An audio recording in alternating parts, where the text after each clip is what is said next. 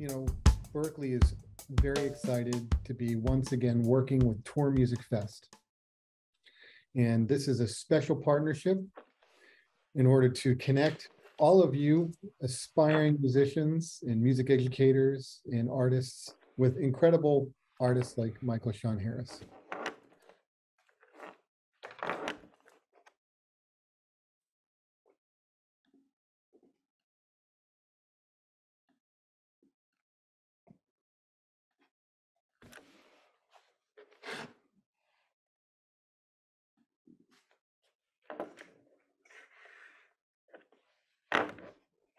Michael, can you hear us?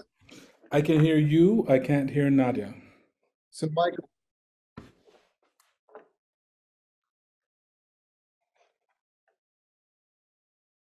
down on the bottom of your dock, look at the little hand and then go over to Q&A, live transcript, and then click on, make sure it says English. Okay, let me see. Q&A. Oh, interpretation. Okay, hold on. Let me see. Yeah, click on English. Okay. Okay. That's yeah. Ooh. Yeah. Hmm.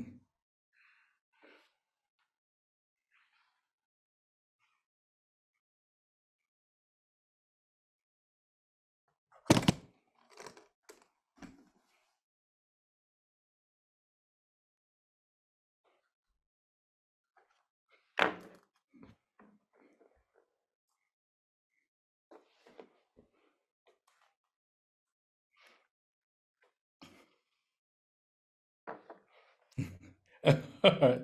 All right. Okay, so I can share a screen now then. Yeah, but before we jump in, Michael, let's just, Okay. we'll do a little introduction for everybody Okay. about Berklee and about Tour Music Fest. We've been working for a few years with Tour Music Fest, and we have the opportunity to bring amazing artists like Michael Sean Harris to present to all of the incredible artists that are part of the Tour Music Fest community. So by extension, you're part of the Berklee community as well. And this is a very cool thing. So this is the second of 4 days of masterclasses being presented by our incredible Berklee professors. Yesterday, we had Sarah Brindell, and Sarah was focusing on songwriting and different aspects of songwriting. And today, Michael, you're going to jump in and kind of take us through all of your world as a vocalist and how you prepare and, you know, for your performances, right? That's correct. Yeah. So Michael is an alum of Berklee College of Music. He graduated from our campus in Berklee, Valencia as well. He has taught and toured all over the world. He's an incredible musician, writer, technologist, and singer. And also he's recently created his own online school, which maybe sometimes during the presentation, Michael, you can share details about that as well. And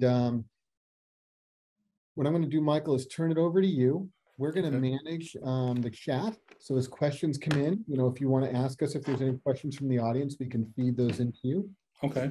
Also, because we are in a Zoom webinar, if you want to do any coaching with any of the candidates, we can also bring them in. Perfect. And you can do some coaching with them as well. But sir, we're going to turn it over to you and take it away. We'll go for like, you know, about a little over an hour here for the first part of it. We'll take a break.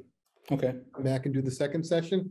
So ladies and gentlemen, good evening. Sit down, you know, get a nice beverage going and enjoy this masterclass. Awesome. Thanks, Jason. All right, so I'm going to share my screen.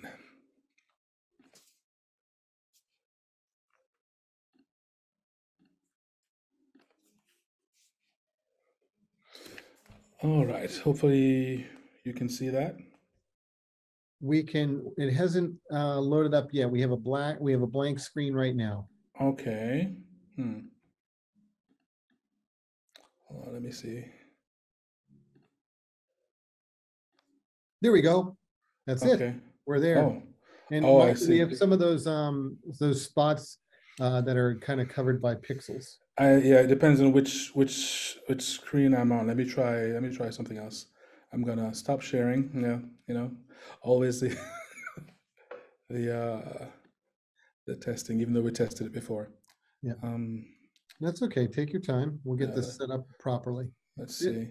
okay. Yeah, it's gone to another screen. That's why. I'm going to stop sharing for a second. Okay. And Keynote. Let's see. Okay. And Nadia, if you're looking for messages from our panel or from our attendees, there's a little dialog box that says Q&A, and you can open that up and see the questions coming in. All right. I think maybe this might be it. Let's do this. Do that. How about now? Looks very nice, sir. Take it away. Awesome. Okay, awesome. Great. So welcome everybody. Welcome. And I'll try and speak slowly so we can get the translations going. I'm moving things around on my screen, so you might. So the first thing I want us to think about is, who are you? Who are we? I know that's a big question. Who are you? So we have to start at the beginning with your performance. When you're thinking of who you're going to be on stage, how you're going to communicate with the audience, what voice you will sing with, what messages you will transmit, what emotions you will transmit. So we have to think, who are you? And we start at the beginning with you. So what do you like? And if you can, put them in the chat. Let me see if I can open a chat window so I can see. Tell me some of the things that you like. What are the things just in life? It doesn't have to be musical. What are the things that excite you, that inspire you about life? It could be the weather. It could be your wife, your husband, your mother. So put it in the chat and let me see. Let me see what are the things that inspire you. What speaks to you? And Michael, you're going to want to open up your Q&A. Oh, that's where it's happening. Okay. That's where the messages are going to come in. Gotcha, not the chat. Okay, good. Thanks, thank you. Okay. Oh, I see them coming in. People speak to me. Okay, spirituality associated with love. People. Okay, lovely. Who else? Good evening. Music itself. Okay. Who else? Let me see from a few more people. The vibes. Okay. All right. So as you can keep putting those in the chat. So as you think about that, so for you to express who you are on stage, you have to think about what are the things that you have available to you to help with this expression. You have your voice or your musical ability. You have your style. You have your looks. You have the way you express. What are the many other things that you might have? The style of music that you like, whether you're a dancer or whether you like to sit down and play. There are all these different, various valid modes of expression, various styles and energy. And everyone doesn't have to look the same. Every expression doesn't have to look the same. So I have too many windows open, but it's fine. Yeah, so there's these various ranges of expression, various types of ways that people can express.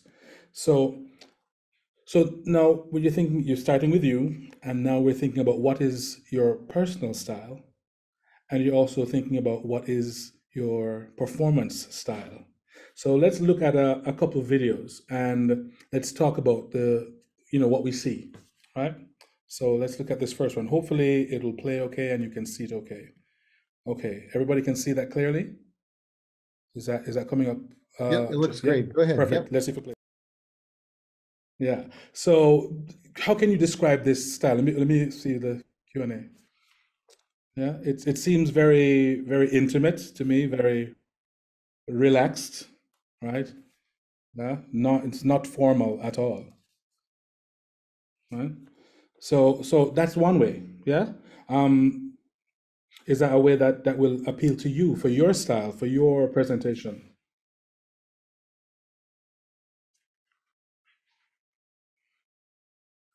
Cool. So somebody has a question, and we can I'll look as well. What do you think about vocal coaches that force someone to sing, copying exactly the voice of another singer? Well, I can answer that now.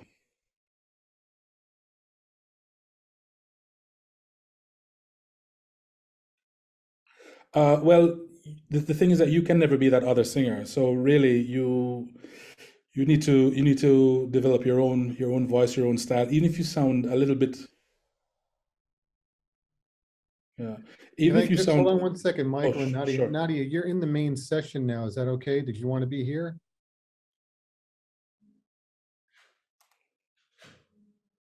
Did you want to, you switched back over to Italian, right? Okay, go ahead, Michael. Sorry. Okay, yeah. So even if you sound a little bit like that singer that your coach is trying to force you to sound like, it's still you still won't be that singer. You won't be exactly like that singer.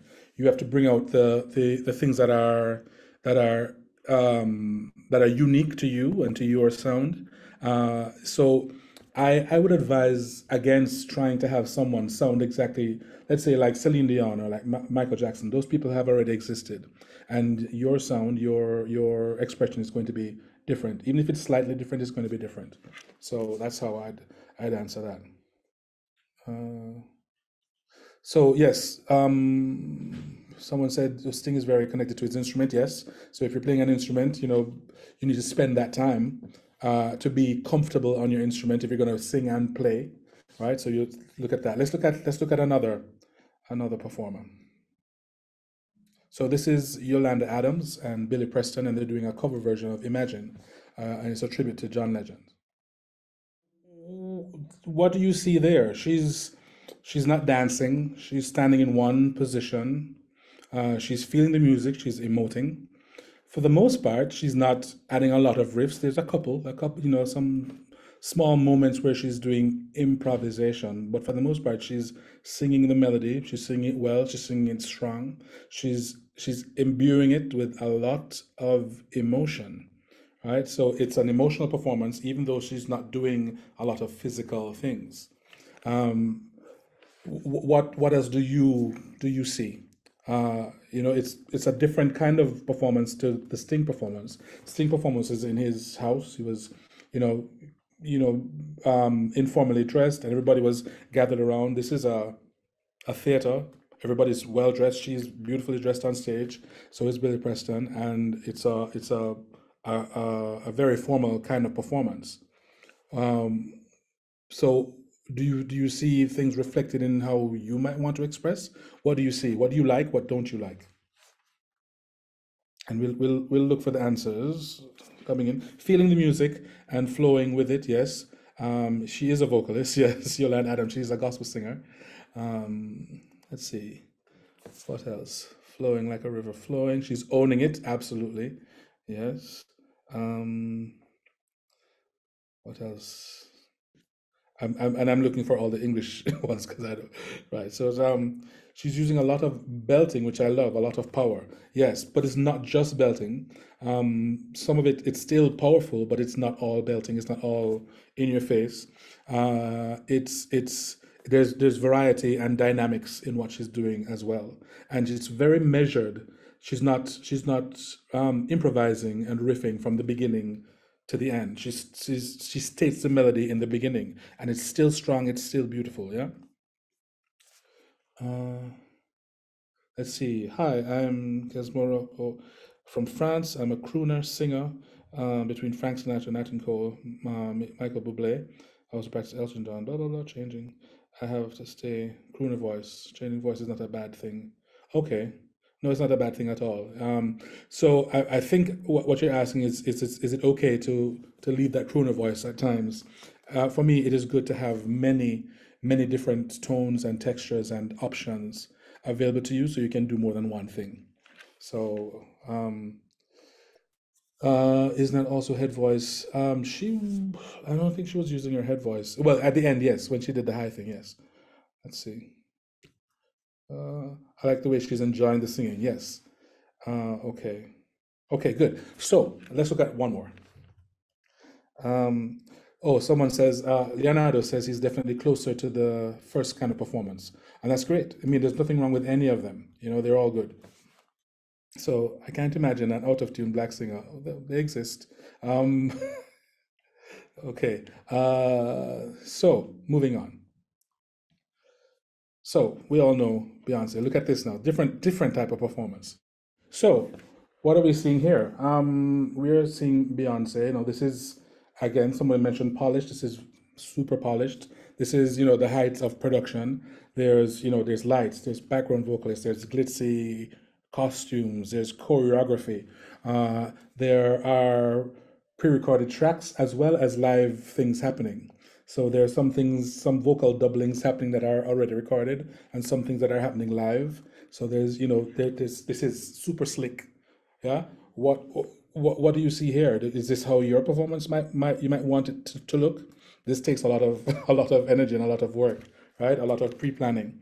For the other two performances, you can hear that, you know, at Sting, you can hear, you know, where he's, you know, he might be tired or he was drinking or whatever, you know, is a little off, and, you know, there's imperfections, right? And that's fine. Those are good.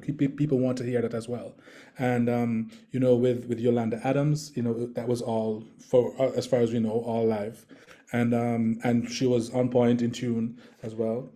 Beyonce in tune, but there's all these other things around it as well that are pre-production. You know, things that are happening. There's staging. There's lights.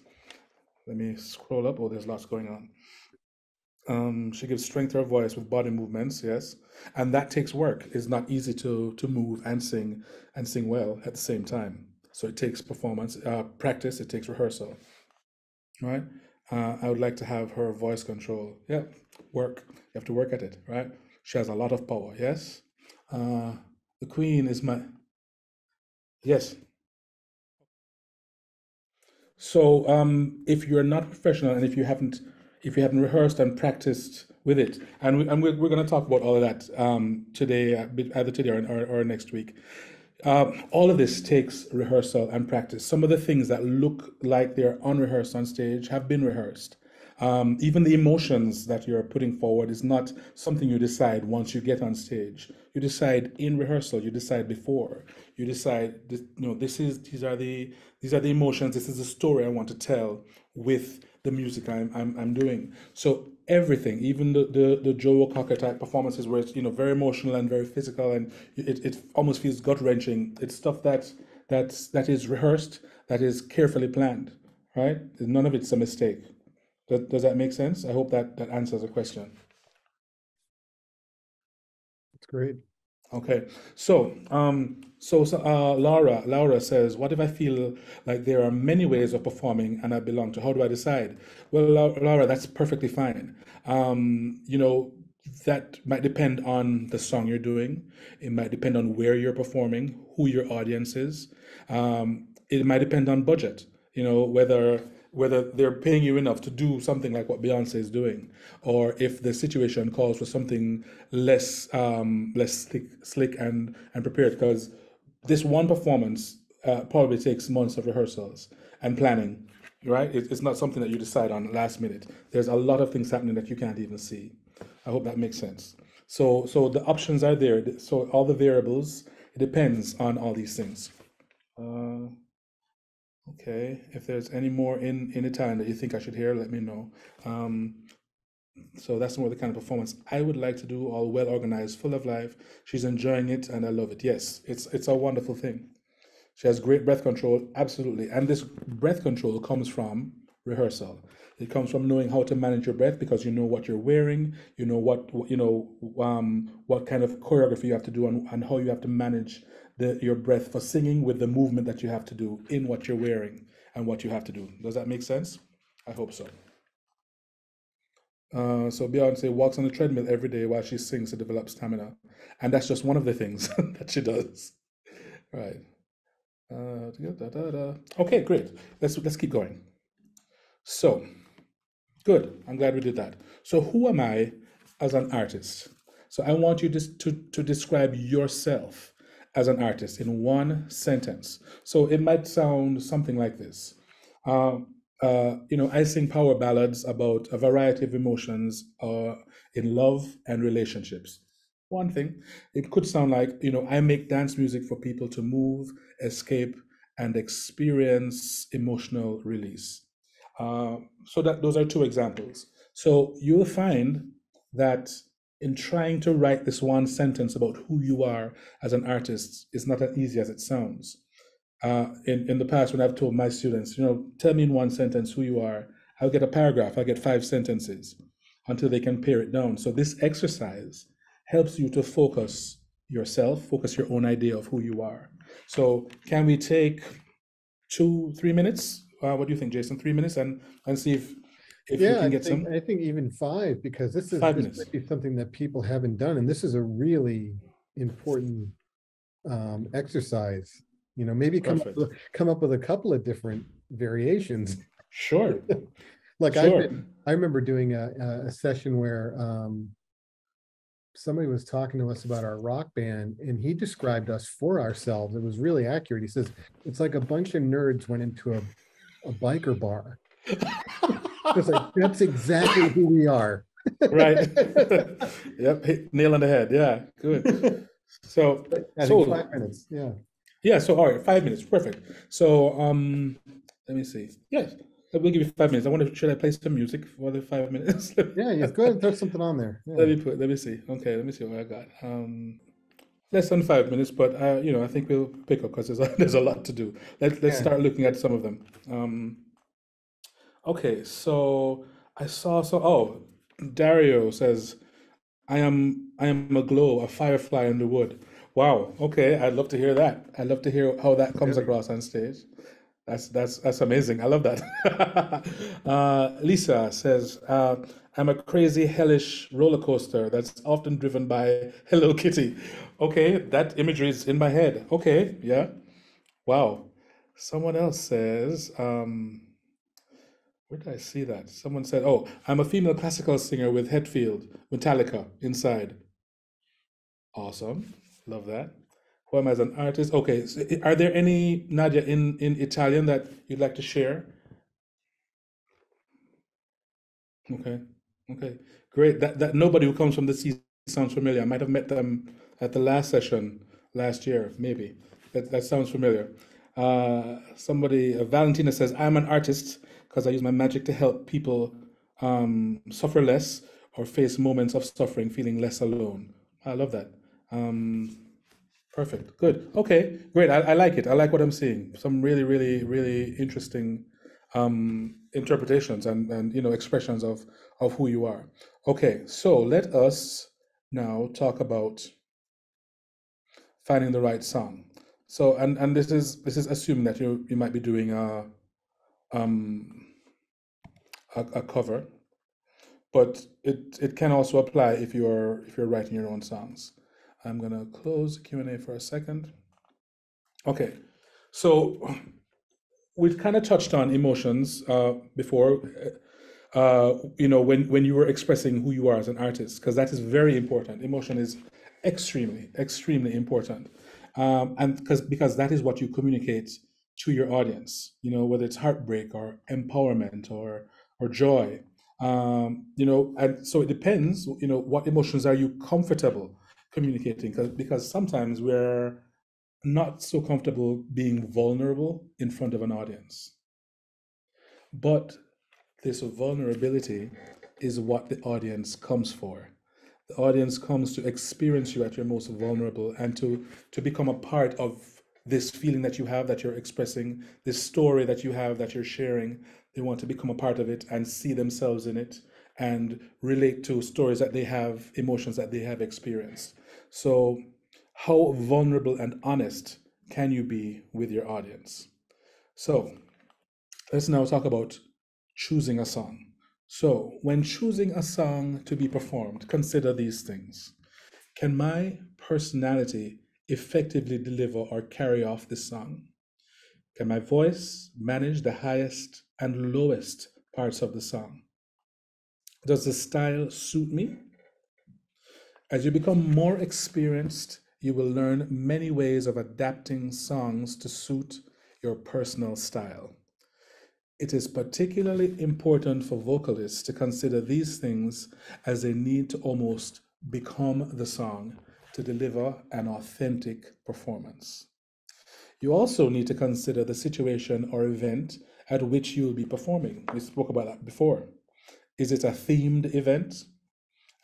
Is this your own show or a concert where you are a featured artist? Are you a guest in someone else's show? Is it a competition like this? Or is it an audition? Choose repertoire that is manageable, challenging, varied, and that is suitable for your voice and style, and also for the event. For auditions and competitions, choose songs that show off your vocal tone, your skill, your power, your agility as soon as you begin to sing. Ideally, you should perform a song that will get to some kind of climax with a noticeable change in dynamics over the short course of your performance. Edit the song you'll perform so that you can hit these dramatic milestones before the adjudicators or the persons auditioning feel compelled to say, okay, next.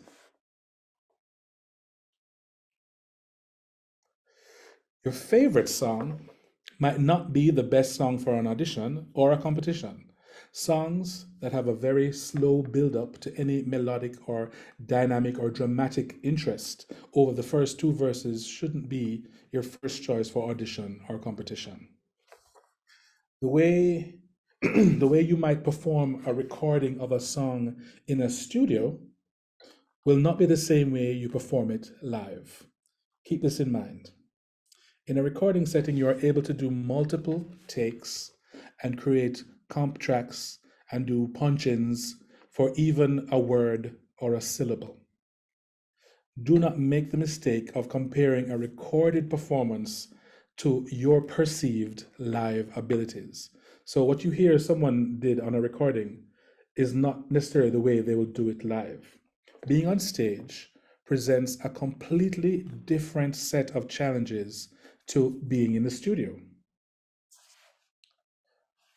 Vocalists and other performers not only rely on their musical ability to communicate the message and meaning of songs to their audience, but also on body language and interpretation. A very effective tool is dramatic or acting ability. So we will explore various ways and techniques to enhance your performance level. So who here has some acting ability? Let's see. You can just put it I do or me. Yeah, so in the Michael, what I chat. did is I moved everybody over to the chat now. That'll make it Okay. a lot easier. Oh, okay, okay, And good. you can see them come in there. Yeah, it'll be Okay, easy perfect. to see them. Yeah. Okay, good. Thank My you. apologies, everybody. That's fine. That's okay. Okay, somebody's, oh, Laura says, I don't know, maybe. Okay. So a couple people do. Who else? Who else has some? I do, considering I play in musicals. Ah, lovely, wonderful. I'm supposed to have those skills. Some people aren't sure. I do. Lovely. Well, yeah, there's quite a few. The one in the picture is my mother. Oh, I don't know. I'm not sure what I'm saying. Okay, great. So, lovely. So some people do. Okay, so let's talk about learning songs. Yeah, there's lots to be done. I want to make sure I'm keeping in time. So, learning the song. So when you first try learning a song, you want to find the most basic version of the song. If you can find the sheet music, even better, because that has the melody written out. Learn the basic melody before attempting to add embellishments of your own, or those of your favorite singer, because a lot of the cover songs have, changes and embellishments. But the best place to begin is with the most basic melody of the song, most basic version. In most basic versions of the song, the most basic version of the song usually means the simplest, clearest rendering of the song, the essential melody. It might also be the original or first recording of the song. Of course, you won't always find a simple version devoid of all embellishment, but with an analytical ear, you might discern the most elemental melodic building blocks. So why do that? Why go to those lengths? Why approach it from such simple beginnings? Yes, it's always great to listen to as many versions as possible and make a kind of compilation, your kind of patchwork of your favorite bits and pieces of different singers. So you'll be making a pastiche of various melodic fragments to generate your own version. And although this is valid and quite useful, you'd be robbing yourself of a wonderful opportunity. By starting out with learning the very basic melody, you have the chance to lead your own creative process in carefully crafting your own interpretation of the melody. It is like starting with a blank canvas, allowing you to methodically choose and add colors and textures from a palette of your own design. You'll be able to decide on every lilt, turn, trill, run, riff, every close or distant departure from the melody to suit your own voice and style. So your knowledge and memory of the basic melody remains as a reference and as a launch pad should you choose to employ improvisation in your live performances. And I want to say right here, you don't have to improvise, but if you choose to improvise, your improvisation will have stylistic considerations, and depending on how advanced an expression of improvisation you choose, a knowledge and familiarity of the chord progression and relevant chord scales will become important. So the scales, all the chords and what the notes are within those chords, if you're going to improvise. It might prove useful to explore all the suggestions mentioned above and arrive at your own methods for effective learning. As you become more comfortable, you might want to explore deeper knowledge for more advanced expression of your ideas and creativity. Good. So, and coming off of learning the song, let's look at learning lyrics. Because I've seen so many times when people are doing songs and they've made up their own lyrics and the lyrics are wrong. And sometimes the lyrics make no sense. So many times when we hear our favorite songs on radio or television, the lyrics might not always be clear, and we tend to misinterpret the song and create our own lyrics. Do your research. Avoid, the laughter and jokes from your audience, and look at the album sleeves or CD booklets or search online and make an attempt at finding the correct lyrics and learning them before going on stage to deliver your own imagined lyrics of the song. With so many of the students I've had, as well as various people I have coached for competitions, the issue of singing incorrect lyrics is one I encounter regularly. It is a worthwhile effort to investigate what the actual lyrics are and to make sense of them. So many singers are just imitating sounds and don't make the natural next step to investigating if what they're actually singing makes sense. I've come across singers who are literally just imitating the sounds and thinking that they're hearing the sounds they think they're hearing, and are in fact not even singing real words. And I'm sure I'm not the only one who's heard that. So your performance loses luster and finesse when you ignore details like correct lyrics. This, in turn, makes you seem less intelligent to a discerning audience, and you don't want that. So there are many ways available to you to find lyrics. Make the effort. If you absolutely cannot find the lyrics, then try to write your own, but be sure that they make sense in the overall theme and storyline of the song. These details can make the difference between an amateur and a professional performance. So, learning lyrics. So there are some ways, proven ways, for learning the lyrics. Memorizing your song can be a challenge. Almost every performer, from the beginner to the professional, has experienced those moments on stage in front of a large audience when our memory just stalls. We draw a blank and are forced to improvise lyrics or even repeat lyrics we have already delivered. It happens to everybody. Nobody is immune. I have had to memorize various types of lyrics, even in languages I don't know. So when I used to sing with Holiday on Ice in concert, I once had to sing a Welsh anthem when the show played in Wales. And I had one night to memorize those lyrics and perform convincingly before a Welsh audience. So these techniques really came through for me, and for countless other times. In other languages, for classical music, musical theater, reggae, rock, church, choral and group work, and the list goes on. So depending on the song and situation, these techniques may be applied together or on their own, but I've employed each of them with much success. So the first one, rewrite your lyrics. In your own handwriting, rewrite the lyrics 3 or 4 times. Write them over and over again. Manually write them. Don't type them into your phone, even though that might work. Don't type them into your iPad, but write them out with a pen or pencil, some writing implement, in a book, on a piece of paper. Yes, paper still exists. It'll feel almost as if you had written them yourself.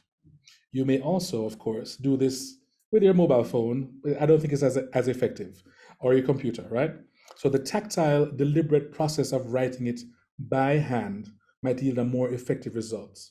But the act of repetition, any way you do it, will give you desirable results. So that's one, rewrite the lyrics. Second one, create a story or some kind of image association. Using your imagination to create a backstory and associate various images with lines and sections of the song creates a kind of mental music video or soap opera that only you need to be aware of. Doing this not only helps you remember lyrics, but it can also associate emotion in the story and scenes you create with your different sections of the song. This becomes very useful in your interpretation of the song or music and the feeling and intention you portray to your audience as you begin to attach meaning to each word and phrase. So, first one, rewrite the lyrics. Second one, create a story or some kind of image association. Third one, record yourself and practice with it. So, we're all very busy nowadays, and we tend to be on the go for a very big part of our day. So we don't always have time to sit in a room and memorize. So this technique has not only helped me learn songs, but also lines and scenes for plays and musicals. So after deciding on your key and basic interpretation, record yourself on your mobile phone or other recording device, doing a performance of the songs or lines. So once I've done that, I'm able to play this in my car or wherever I might be and practice my performance, my version of it, mentally and vocally, many times over. So go back over. First one, rewrite your lyrics. 2, create a story. 3, record yourself and practice with it. Number 4, I call it 2 lines at a time.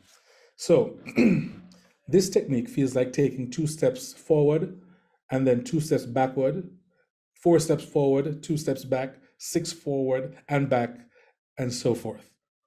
You will basically take the first line or 2 and sing them. Say them or go over them in your head until you know them. Then do the following, the next line or 2 until you know them. After you do that, go back to the top and do all 4 lines until you're comfortable adding 2 more. So, and you keep building, it's like building blocks. So, excuse me. This is a great way to learn lyrics as well as melody. There are a few occasions where I have agreed to a very last minute request, and this method really came through for me when teaching myself something completely new. As you lay the first set of bricks and then cement them, you have them ready, you add another layer and cement them, then reinforce the ones you've laid before. So, 4 so far. First one, rewrite the lyrics. 2, create a story image. 3, record yourself and practice with it. 4, 2 lines at a time. Number 5, attach a movement or blocking, some kind of physical association. Creating movement, choreography, or blocking for your song can go a far way in helping you to memorize it. This will also help to dictate how and where you breathe. We asked about that before, how you can move and breathe. This is part of it. So breath control and support is very important, but sometimes even more important when combining movement with singing. as it involves your entire body. Just like with the mental images, having a physical gesture or moving in a particular direction to a different spot on stage can attach meaning to the lyrics or ideas expressed in the song, thereby helping you to remember them. It is important to note here, however, that you should be cautious and tactful when deciding on your gestures and movement. Try not to be too literal. Example, if you're talking about the cold, doing shivering motion or hugging yourself on those words like cold or freezing, as that has a potential to be interpreted as a comedy and might not be the desired response to your performance. Good. So let's go over the 5 things and that, for learning lyrics. First one, rewrite the lyrics. 2, create a story image association. See, I'm doing the building block thing here. 3, record yourself and practice with it. 4, 2 lines at a time. That's the building block method. 5, attach movement or blocking. So that was a lot. Any questions on that? Ooh, the time is just flying. Yeah, it's okay. I mean, Michael, what you're sharing is like so critically important that I think I'm seeing a lot of good feedback here. Good. Chad, I think one of the things that keeps coming up is, we all struggle with this idea of memorization. Like, as I'm ladies and gentlemen, I'm a horn player. I'm a trombonist mainly and a guitarist. And sometimes you have to remember a show that might be 2 hours long. And Michael, what you're sharing is a method that works. It's the repetition in building the small pieces and adding them together, right? And that's, I guess, the approach that you're wanting to share. Right. And someone asked, is it bad to keep a tablet with the lyrics during the show? Again, that depends on the show. I don't have a problem with having a music stand or a tablet, but it depends on the show and it depends on your audience. It depends on what is expected of you.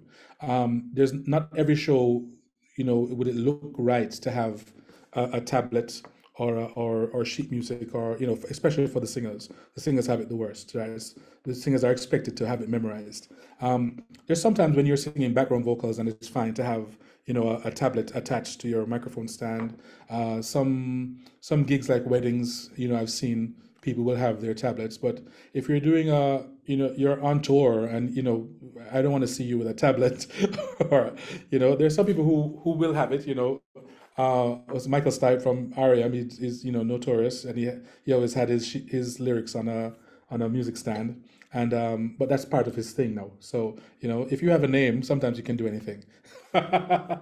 Yeah, but his songs have some really crazy lyrics too. True. Yeah. And sometimes you just to keep track, because I will forget my songs first, the ones I've written.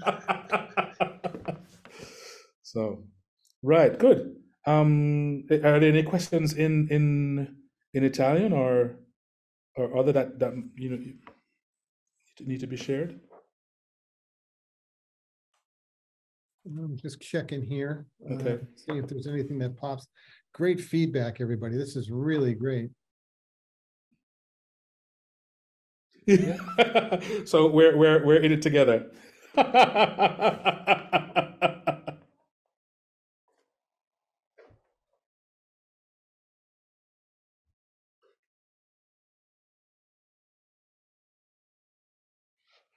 Right. So yeah, sure. You could repeat something that you've done before. You could try and make it up on the spot. You could also even improvise. Do something that has no lyrics, but pass it off. Don't make a big deal of the mistake when it happens. Don't live there. It happened. Move on. Go to the next thing. Right. Don't stay in the moment of the mistake.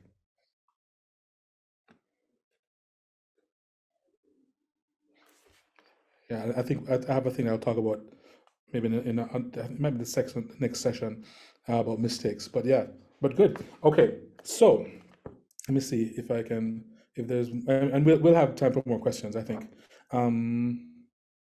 So right, so I mentioned this before. What's the story? Let's talk a little bit about that as well. So when you're creating a story for the song, or it could even be a story for your whole performance. Depends on of how you performed. You've planned it out. It could be multiple songs that are part of this story. And the truth is, the story could be a thing that you share with the audience, and that could be the thing that helps you introduce one song to the next. But it could also be just something that you know, something that you and the band know, that you've created, so that you are directing the emotions where they need to go, when they need to go there, and you are aware of where you are at any one point in time based on this story that you've made up. It's kind of like a script just for you and your musicians on stage. Hopefully that makes sense.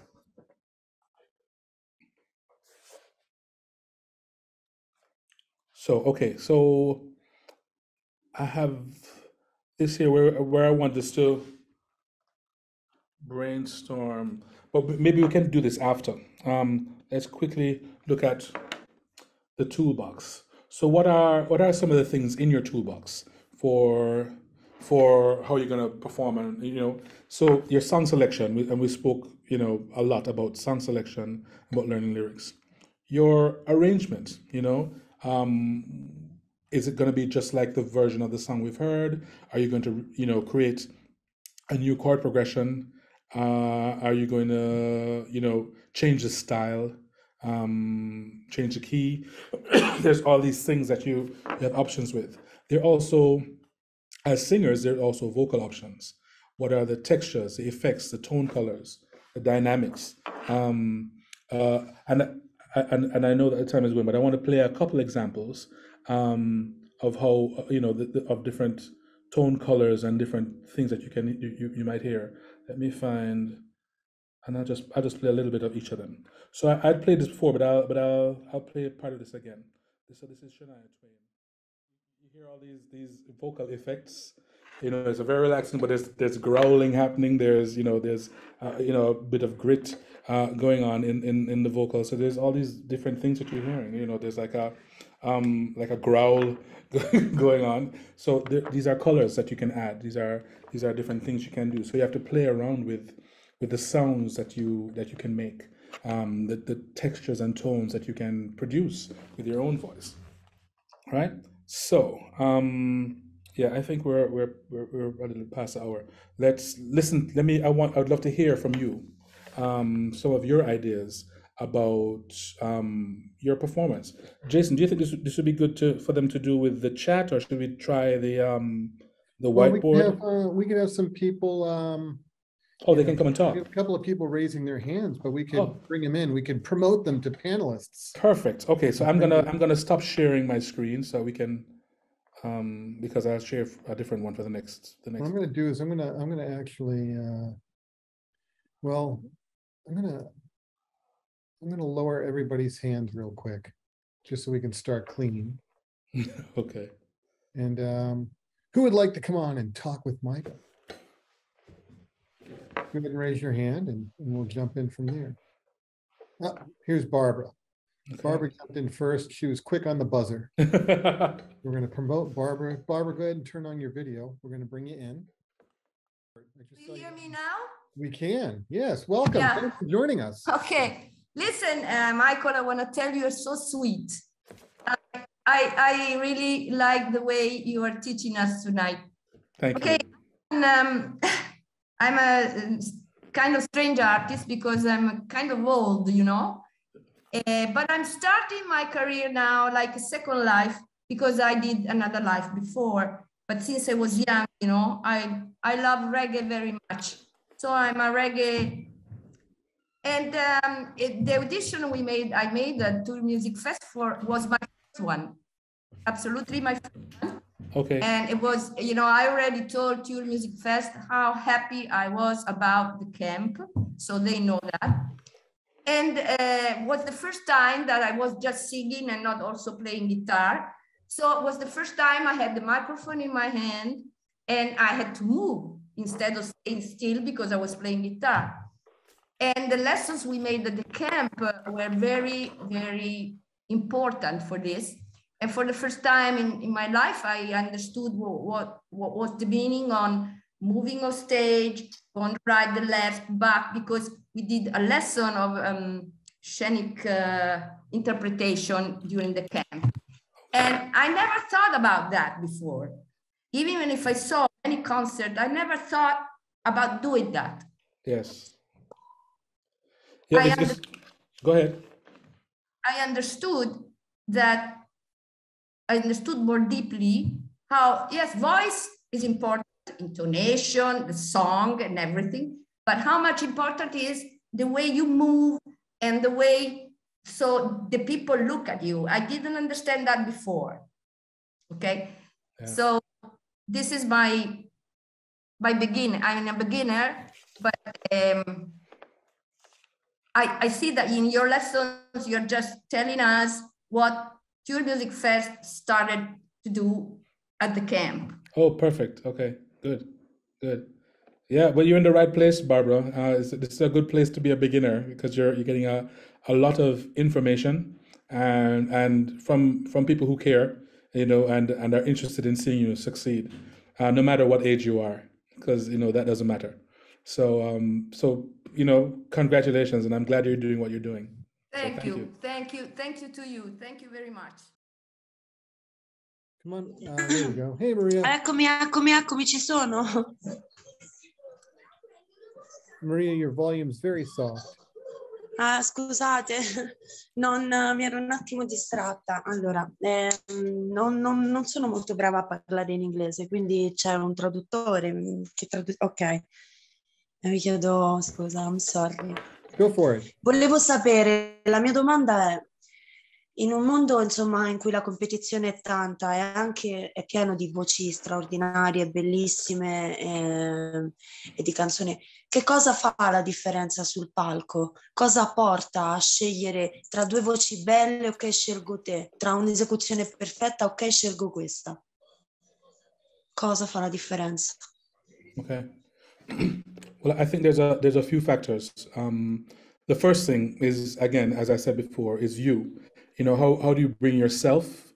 How do you bring your most vulnerable self on stage and lay it bare? Bring your emotions, bring your history, your story, your everything on stage.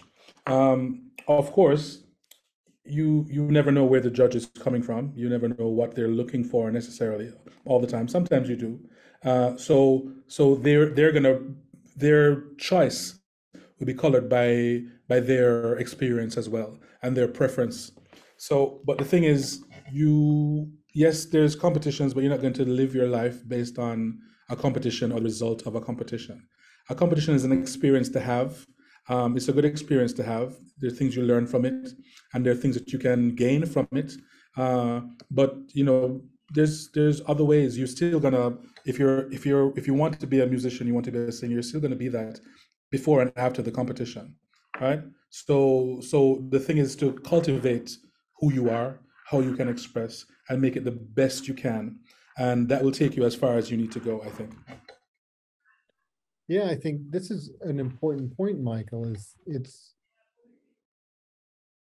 one thing I think that everybody here in this Zoom session can appreciate is we're always looking for, I think, two things: originality, authentic originality, and something that just resonates with us personally, something that moves us, something that we can connect to.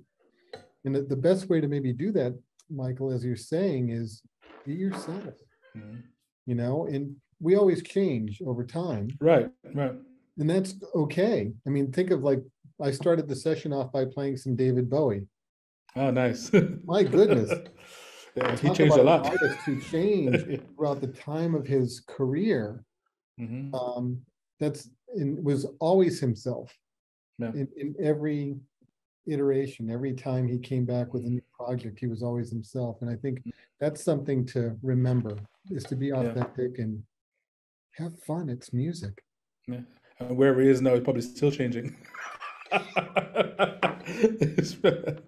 It's probably still doing something new. Yeah. So yeah, the thing is, I mean, on based on what you said, there's someone who has something here in English as well, Valentina.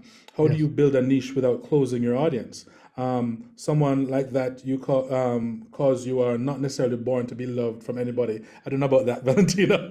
Maybe we need to work on that. But we're going to work on that actually on next week with the wellness. We're going to talk about a lot of those things that are not necessarily musical but life wellness.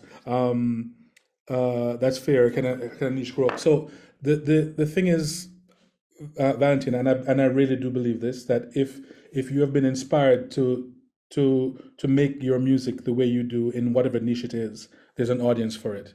And so I think your work is to keep doing what you've been inspired to do, and the audience will find you, or you will find the audience somewhere. You'll meet in the middle. But just don't give up. Just keep going. There's a couple of more people that have a question. We haven't had I'm going to bring in Davide. Okay. Davide, why don't we open up your mic and have you, where are you, sir? You were just here a second ago. Yes, please. I have a question. In my personal life experience, I've been in various music bands in the past. I played with them, then I sort of had a break and quit because I had to do my life, my work, blah, blah, blah. And the thing is, now I'm trying to, to play again in this music fest, and it's a great opportunity for me, even if I'm not so young anymore. So my question is, how and can you promote yourself even if you are tired, not being tired, even if you tried times and times and times? So, when you are, an adult, as an adult, how you can measure the things and trying to promote another artistic image, Right. And say what you have to say if you have still something to say. Yes. Thank you. No problem. Guys. So for me, how I look at this is the first thing that you have to do. The first thing is that there's like a message that is running, and I've heard it not just from you but from other people. There's a message running in your head that, okay, I might be too old for this. So that's the first thing you have to tackle, because I don't think there's such a thing as you're too old for this. So that's the first thing you have to come to terms with yourself, that yes, everybody else might look younger, but there's a place for me at the age I am, at the stage I am, doing the music that I do. And so start there. So once you've decided, yes, it is still possible for me, then there's, in 2022, there's all these tools available to you to promote yourself and to promote your music. Social media is a big leveler, the big equalizer, and a playing ground. So a competition like this is perfect, even if you don't win, because you're going to get exposure, you're going to get notoriety, you'll meet people will meet you, and opportunities will arise, and you can grow an audience as well. Have your social media and your web presence ready so that you can share that with people. When when you meet people, yes, follow me on Instagram or TikTok or wherever it is that you are. Even when you do the competition, have your social media handles so you have an audience that will follow you. If they like you, they'll follow you, and you can build a relationship with them in the future with your personality, with your life, with your music, and go from there. I believe it's possible. I've seen other people do it. So don't just the negative self-talk. That's what we need to quiet down. The other part of this that's really interesting, Michael, is our audience is now a global audience. So Yes. you don't have to look just at your local scene, because the way we consume music is no longer just going to the club. I mean, there's so many people that we watch music now. So one of the things that you might do in addition to writing a song or going out and performing is, get into video production and make music videos of your performances, because there are huge audiences around the world in other countries that might really love what you're doing. You got to think of, a country like India or a country like Nigeria. that is all mobile device. And it's millions and millions of people that are looking for new content. And if you were to even get a tiny audience of 10,000 people, 10,000 fans across the whole country that loved your music and would follow you online and support you and buy your music, that's a very interesting thing. You might find yourself going on tour in India. And this has happened. I've had friends that their song became #1 in Peru. And they're from the United States. And they said, what am I going to do? I said, you're going to go on tour in Peru. And while you're there, you may as well go to Chile. So don't think just locally. Begin to think globally, because we all listen to music all around the world. So your audience may be in places that you don't think that you might never have thought they were. Right. So to that end, everybody should, if they're on Instagram, share your Instagram handle in the chat. If you're on TikTok, share your TikTok handle in the chat. I'm going to do mine too. So I think we all should, and let's just follow everybody. I don't know if I can follow anybody anymore, but follow me. I think I'm at my limit. So.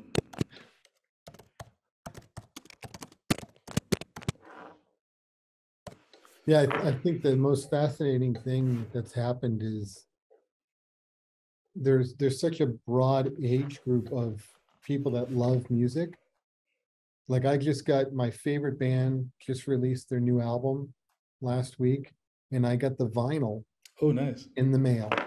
Ooh. And for me, that's a beautiful thing. I'm going to sit down and put that record on and enjoy that. And at the same time, I'll be watching videos of some of these people that are posting right here in the chat. Yeah. So the way we enjoy music is varied. And I think, just remember that your audience is everywhere now. Absolutely. Yeah, this is great. Do you want me to bring somebody else in, Michael? Sure. Question? Okay, let's see. We've got I think it's Jana or Zana. Zana, you're at the top of the list here. Oh, nice photo. Yeah, I love it. All right. There you go. I can hear your music just by looking at that photo. Can you hear me?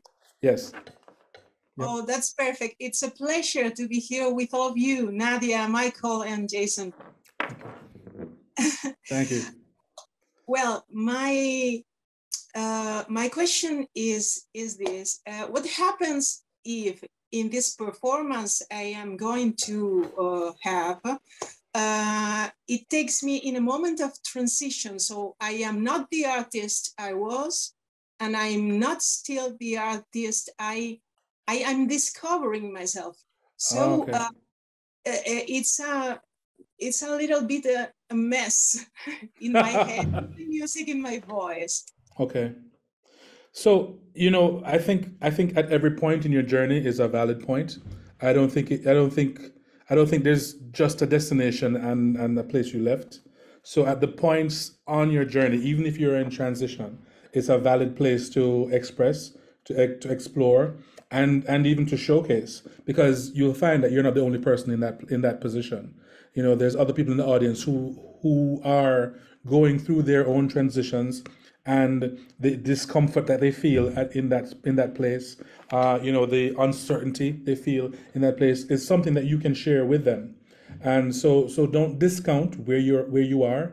I've been guilty of that too. I've been guilty of, okay, I started here and I wanted to go here, but I didn't, and now I'm going there and I haven't reached there yet. Who am I? What am I doing? But it's all valid, and it's fine to feel uncomfortable. But make your peace with it, and if you, and this is again something I'm going to talk about next week, is spend some quiet time, just brainstorming on who you are and where you want to go, and visualize what that becoming is going to be, what who you want to become, who you want to turn, where this road is going to take you. There's so much value in meditation and in visualization and spending that time just being still and becoming more aware of what's happening with you and where you want to go. Thank you so much. You're welcome. That's great. And Zana, please share your handle in the chat here so we can follow you. Okay, yes, I am going to write it down. My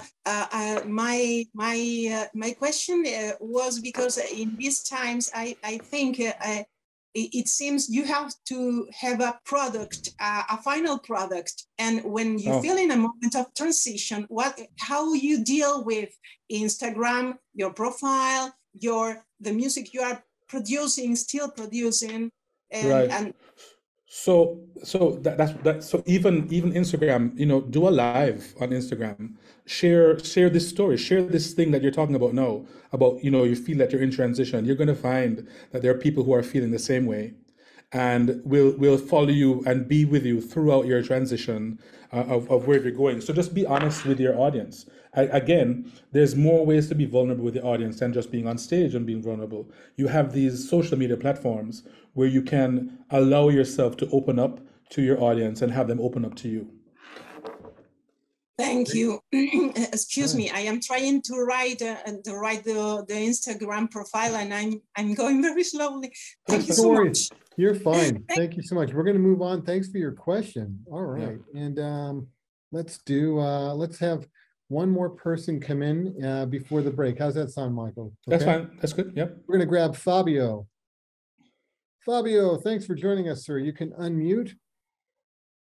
No, do you hear me now? Wow. Yeah, we can hear you. Yeah. Okay, thanks. Thank you very much for this opportunity. My question is, for a beginner as me, because I'm studying music into these last 2 years, I'm sorry. And I would like to understand what are the mistakes that I need to avoid studying singing, because I'm doing a path, but I would like to understand what I shouldn't do for not,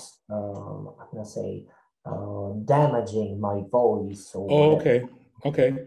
And we're going to talk about that next too. But I can tell you some of them. Some of them, don't feel forced to sing all day and all night with no rest and not being hydrated. The rest is very important for a singer.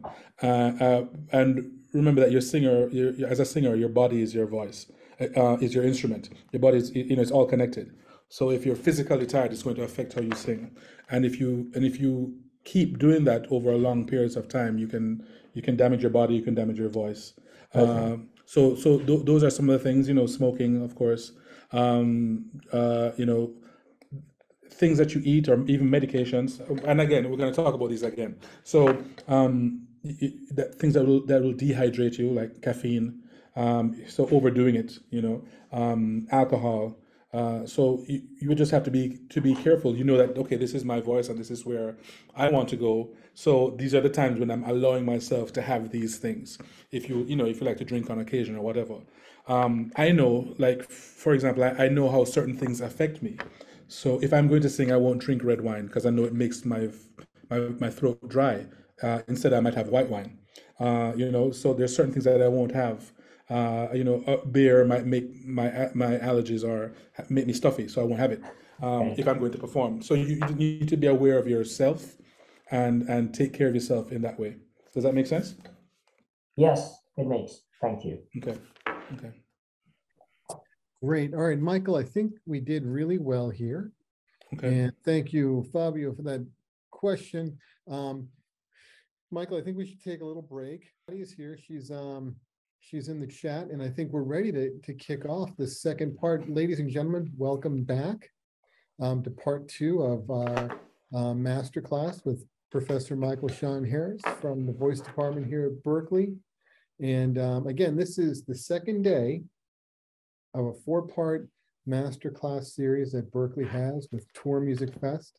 We're super excited that you are all here. We're hoping to see all of your great performances as well as you compete in the competition. And Berklee will be at the finals this year. We'll be participating on the judging panel. And we're going to be giving out some Berklee scholarships to the top award recipients in the different classes in Nice. vocal, songwriting, and in the DJing section. So really excited, and Cool. huge thanks to Tour Music Fest for asking us to be part of this. Tour Music Fest is an incredible organization that's helping aspiring musicians to reach their goals as artists. And that's exactly what we do at Berklee. And Michael, it's exactly what you do all day as a professor. So I'm going to turn it over to you for the second part of the session. All right, excellent. Let me share screen. Okay, you can see that nice and clear. It looks perfect, yes. Awesome. Okay, so you know, we started with, you know, who you are as an artist, how, you know, what your expression. So let's build on that now. You know, so you're gonna start polishing your performance, your vocal performance. So we'll do with a few things. You know, when you when you're going to prepare to sing, and this is for rehearsal, this is for going on stage, this is you know, a few different things. We want to reiterate that, you know, your body is your instrument, especially as a vocalist. Everything is connected. So as a part of, let's call it a vocal class, some of it is warming up your body as well. So you do some body work, right? So you when you begin, you know, you warm up your body and your voice. So this can be done either at the beginning of the class, or you can do it before you get to class, you know, or before you start your rehearsal. Doing it before the rehearsal allows you to maximize the time that you have in rehearsal, especially if you're paying for rehearsal space, or if, you know, you have time constraints. Try and do your warm up before. So let's look at a physical warm up. So you can start simply with deep breathing, you know, to helping you to focus your mind and to get oxygen filling your lungs and flowing through your body, oxygenating your blood as well. All right, so we can try that together. Nobody has to be on screen, but I can count and ask you to breathe in deep, and I'll give a little count. So I'm gonna count in, let's say 4 slow counts to breathe in, hold it for 1 count, and then release it over 4 slow counts again. Ready? So close your eyes wherever you are, and let's breathe in. And 1, 2, 3, fill up. 4, hold it. 1, and release it. 2, 3, 4. Again, in, 2, 3, 4. Hold it. Release. 1, 2, 3, 4. Breathing is always a good way, you know, deliberate, slow breathing in and out is a good way to focus your mind, to get oxygen in, yeah, and to help relax you a little bit, especially if you're feeling a little bit anxious. So the breathing is very important. So we want to start your physical warm-up with simple things like warming up your shoulders, or, you know, your neck, that kind of thing. So when you begin a physical warm-up, before you start to hum or sing, keep breathing deeply. This is something we forget to do sometimes when we're doing the physical warm-up. We forget to breathe. So breathe in and out and work it from, you know, from the top of your body, your physical warm-up, all the way down. So the aim is to stretch and relax the muscles so that there's little or no tension once you begin to sing and to perform. And I say it again, and I'll say it several times, your entire body is your instrument. So muscular and mental tension anywhere can affect your singing. So if we're starting at the top, one of the first places we're going to focus on is your neck. So we're going to do some rolls, like neck and shoulder rolls, and it's a simple rolling back. And, you know, when we started the semester, I was doing this for every class. So I was actually getting sore from doing this 17 times a week. So, right, now, you know, roll it back and relax, just slowly. You're not trying to get in any kind of pain. It is about relaxing yourself and then rolling them forward, right? And then you can do slight things for your neck where you drop your head, chin to chest, and then slowly roll to one side. So you have a stretch here, you know, yeah, stretch here, air over the shoulder, and just let your head hang. And while you're doing this, again, don't forget, breathe. We always forget to breathe, right? And then roll it back to the center, and then the other side, and feel the stretch there. And don't forget to breathe. All right, just let it hang. Feel that stretch, and you can do it a few times, right? And then I'm going to describe this because I can't get up and do it. But if somebody wants to get up and demonstrate it, that's fine. I'm gonna read it. I'm gonna say it to you, and then let's see if you can replicate it. You think we can get somebody on camera, Jason, to show this physical Yeah. warm-up? Let me. Who Okay. wants to give this a try and do a little warm-up exercise with Michael? Yeah. Any takers? Somebody want to raise their hand? Or you can raise your Simpsons-looking Zoom hand. There we go. Okay, Alessandro. All right, Alessandro. So we need you to turn on your camera as well. So I'm going to promote you to panelist. Come on in. There he is. Alessandro, can you turn your camera on as well? And your mic? So for now, I'm going to stop sharing and allow Alessandro to be on. Alessandro, let's see if we can turn your camera on. Yep. Is your camera on? Can you do that? It said that it's impossible to. Okay, hold on one second. yeah. We're going to change you. Alessandro, I'm going to make you a co-host. There you go. All right. Now you should be able to turn on your camera. Here you are. Perfect. Yeah. Hi, everyone. Hey. Hey, good evening. Okay. So Alessandro, let's start with those shoulder rolls I was showing you before. Okay. Right? Yep. And at some point you're gonna have to get up, but it's okay. So I got my phone, so. Oh, that's perfect. Okay, good. Okay. All right. So rolling your shoulders back. Just a few, and we all can do it. All right. Again, you're not trying to hurt yourself. If something hurts, slow down, stop. Right. Okay, and then do it the opposite direction. Okay. Forward. Okay. Good. Okay. And now you're gonna put your chin to your chest, like this, and then slowly let your head rotate to one side. So you feel a stretch, not all the way back, just to the side. Your ear over your shoulder. Okay. All right, and just let your head hang, and just feel that stretch in the shoulder and the neck. Good. Yeah. Breathe, and then roll back to the center, to the front. Feel the stretch in the back of the neck. Mm-hmm. Okay, and then to the other side, and feel that stretch here. Yeah. Yeah, and let's do that 2 more times. So once on each side. So back to the center, and then one side. Yeah, and then back to the center, and then the other side. Back to the center and up. Okay, let's just stretch our arms out with a fist, and then fingers stretched all the way out, alternate, and just keep going back and forth. Yeah, and then shake it out. All right, so now here's the point where you have to get up. So you're gonna stand up and you're gonna do a full body roll down. So what that means is you're gonna go with your head first, then your shoulders, your chest, your torso, your waist, until your head is hanging all the way down and your arms are hanging. Okay. And even in that position, you need to keep breathing, right? Okay. And then, I'm going to try to put my phone somewhere. Somewhere, no problem. Okay. And once you're there, though, breathe deeply and try and go a little further. If you need to slightly bend your knees, that's fine, but you can touch the floor with your hands, okay? Okay. Ready. So head first, right? Then shoulders going down, you're going down, you're rolling down, almost like you're rolling your whole body down, right? Okay. So start bending down. So shoulders are going down. No, you're going down. Yes.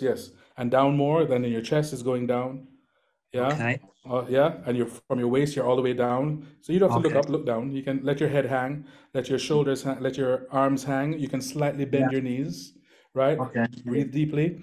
So take a deep breath, and when you breathe out, try and go a little bit lower, so your hands almost touch the floor if they're not already touching the floor. Okay. Right, and then let it hang. Don't bounce, just let it hang, and breathe deeply. One more thing you can do is once you're in that position, if you can drop into a squat, then you do that as well. So drop down, and we won't see you because you'll be out of camera, but that's fine. Drop into a squat. I'm doing. Yeah. Good. And then come back out of the squat and take everything in the opposite order back up. So it's your knees, then your waist, then your torso, then your chest. Yeah, Jason Still has kinda it. lightheaded. Perfect. I know. Yeah, it's gonna happen like that, Jason. Yeah. So you can come back up now, Alessandro. Okay. And slowly. So when you come up though, the last thing up should be your head. Okay. Yeah. So I mean, and you can do that a couple of times. You don't have to overdo it, but it's good for you. Because once you're down there, you'll feel your spine go pop, pop, pop as well. Okay. And you feel a stretch in the back of your in your lower back and the back of your legs. You feel a stretch. So you're relaxing all these things. Okay, have a seat. Thank you so much, Alessandro, for being brave and coming on. Thank you so much. Yeah. Perfect. All right. All right. So that is part of the physical warm up. You find ways to stretch and relax every part of your body, right? So the other thing is it's important not to ignore the muscles in the face. So they're just as important. And I don't know if Alessandro wants to get ugly. You can put your camera back on. Oh, he's on. Okay, I'll do the ugly part. I'll be ugly. Okay. So you're gonna use your entire face and chew. So you're relaxing all the muscles. So use your eyes, your eyebrows, and chew. It looks really weird, but that's okay because it's doing what you want it to do.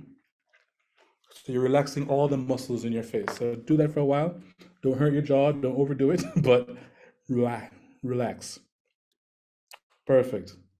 It is relaxing, isn't it? Yeah, I see from the chats. It is very relaxing. Here, Apollo's having a blast. Awesome. Okay, so let me share my screen again. Very good, guys. Thank you so much. Really appreciate that. Okay, so let's talk about a vocal warm-up. So we begin our vocal warm-up with vocal slides, maybe some sighing or yawning, and I'll take you guys through one as well. But let me just introduce it first. At first, you may do these exercises. You may do these exercises without any definite pitch targets, right? So this allows you to become accustomed to vocalizing with no tension in the throat area, which is a relaxed epiglottis. So let's do some of that. Let's just do some sighing.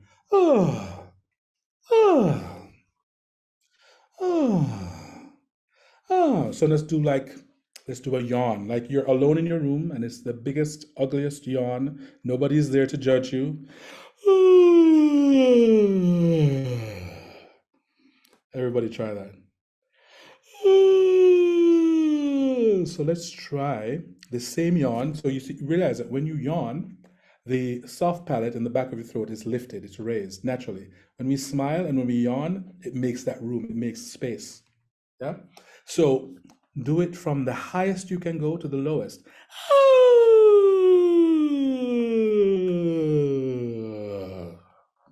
Try that. Try it one more time.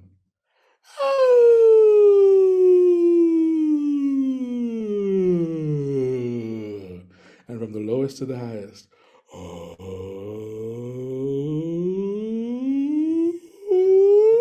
You want it to be as natural as possible. Don't try and sing. Don't try and do. That's not what we're trying. We want to be as unaffected, like a yawn, like you just woke up.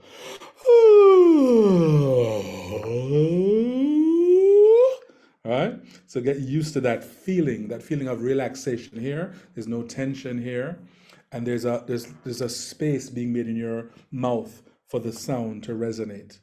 Yeah. Good. So now you can build on this yawn as a foundation and optimally adjust to lip or tongue trills. And there's names for these, but we don't need to talk about that now.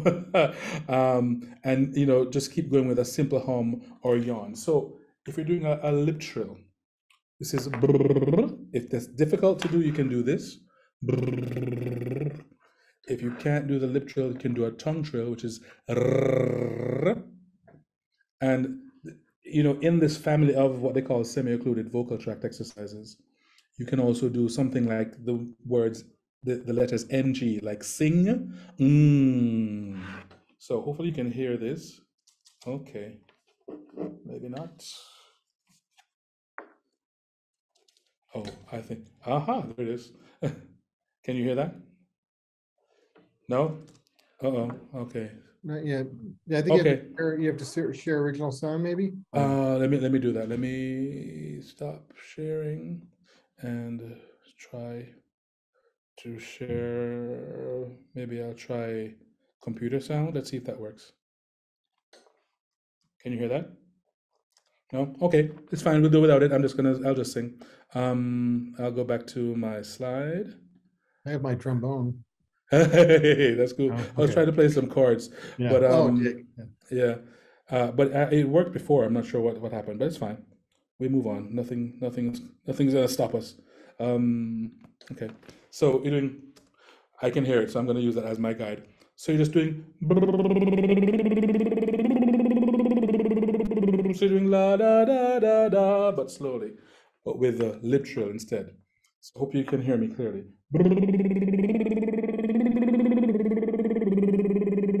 Yeah. So I'm gonna give you the change of key, and then you go up. So ba da, and you're gonna do.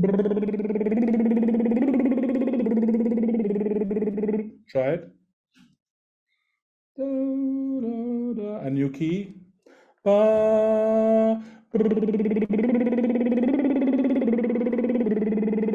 And so you can go up with that, with those exercises, keep going up chromatically, the exercises until it's just a little bit past where you're comfortable, and then come back down to just a little bit past where you're comfortable.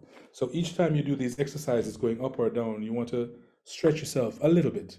Don't hurt yourself, but go a little bit past where you're most comfortable, and then pass in the upper and lower parts of your register.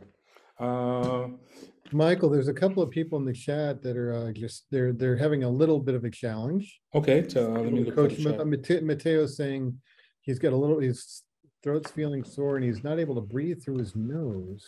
Ooh, okay. So you have to take care of that. Yeah, so whether it's going to the doctor or medication or steaming, just to get the congestion cleared up. So it's gonna because a part of this is feeling that vibration in this area, in the mask of the face. Did you try, instead of the brr, try the rrr? Does that make a difference? Try that. Yeah, try a different approach. It seems like it might be a relaxation thing where they're trying too hard. Come on. Sure. Yes, let's do that. Yeah, all right, Mateo, we're gonna grab you. You want to come on?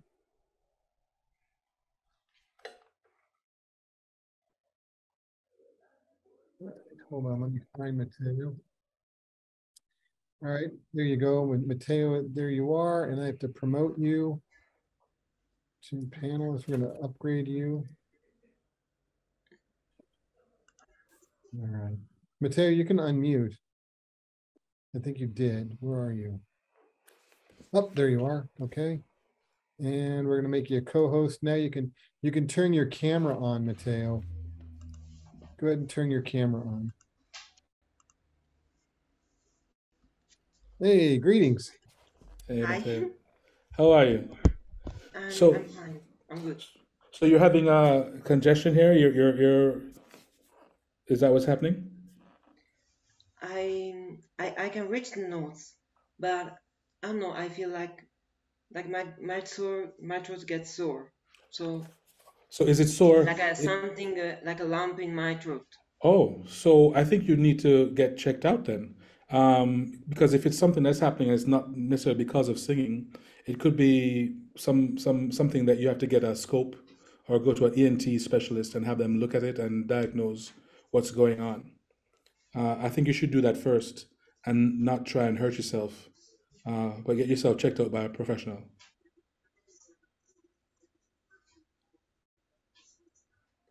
Does that sound something possible you can get done?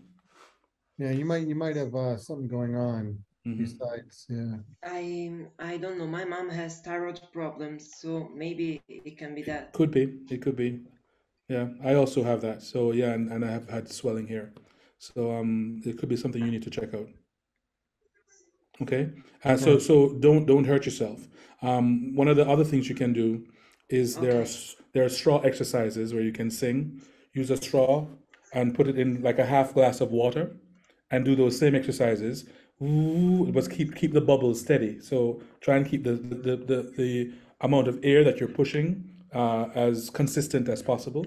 And you can do the ooh with the straw. You can try that as well. Okay?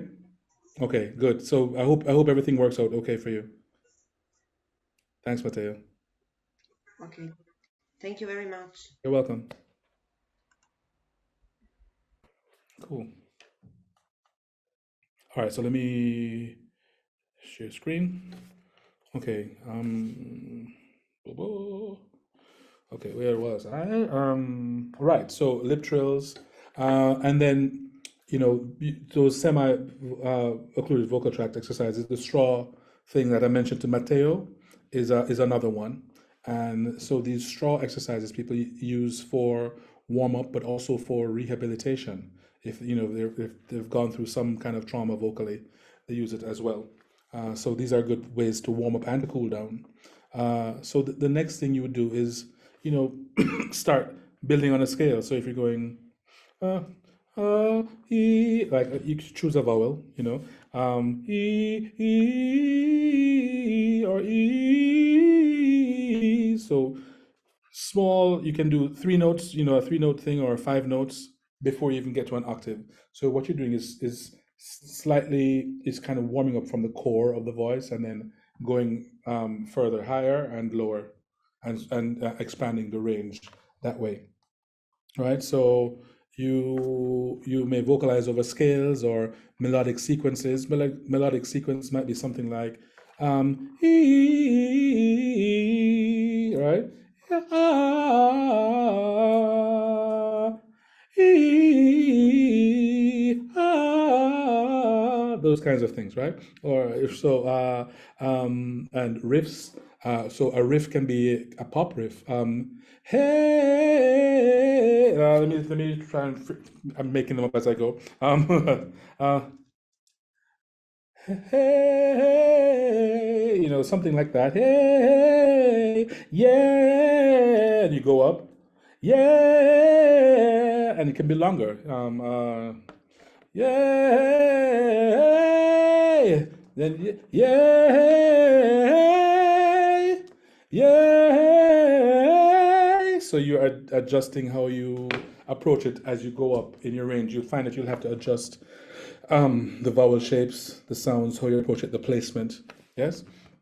So do not neglect things like your pentatonic scales, which you find in pop music and folk music and rock all over the place, and your blues scales, even your modes, depending on the kind of music that you're making. So, and the kind of repertoire you plan to explore. So it is always advisable to warm up with and practice with scales and in different keys and articulations, similar to the songs that you are currently learning or working on. So if there are some R&B improvisational licks that are in the song you're working on, you might want to choose some kind of a warm-up that uses those licks and takes them to different keys up and down, so you become more comfortable with them and how to approach them, right? So practice different types of vocal articulation, legato singing, detached singing, and rhythmic singing. So something like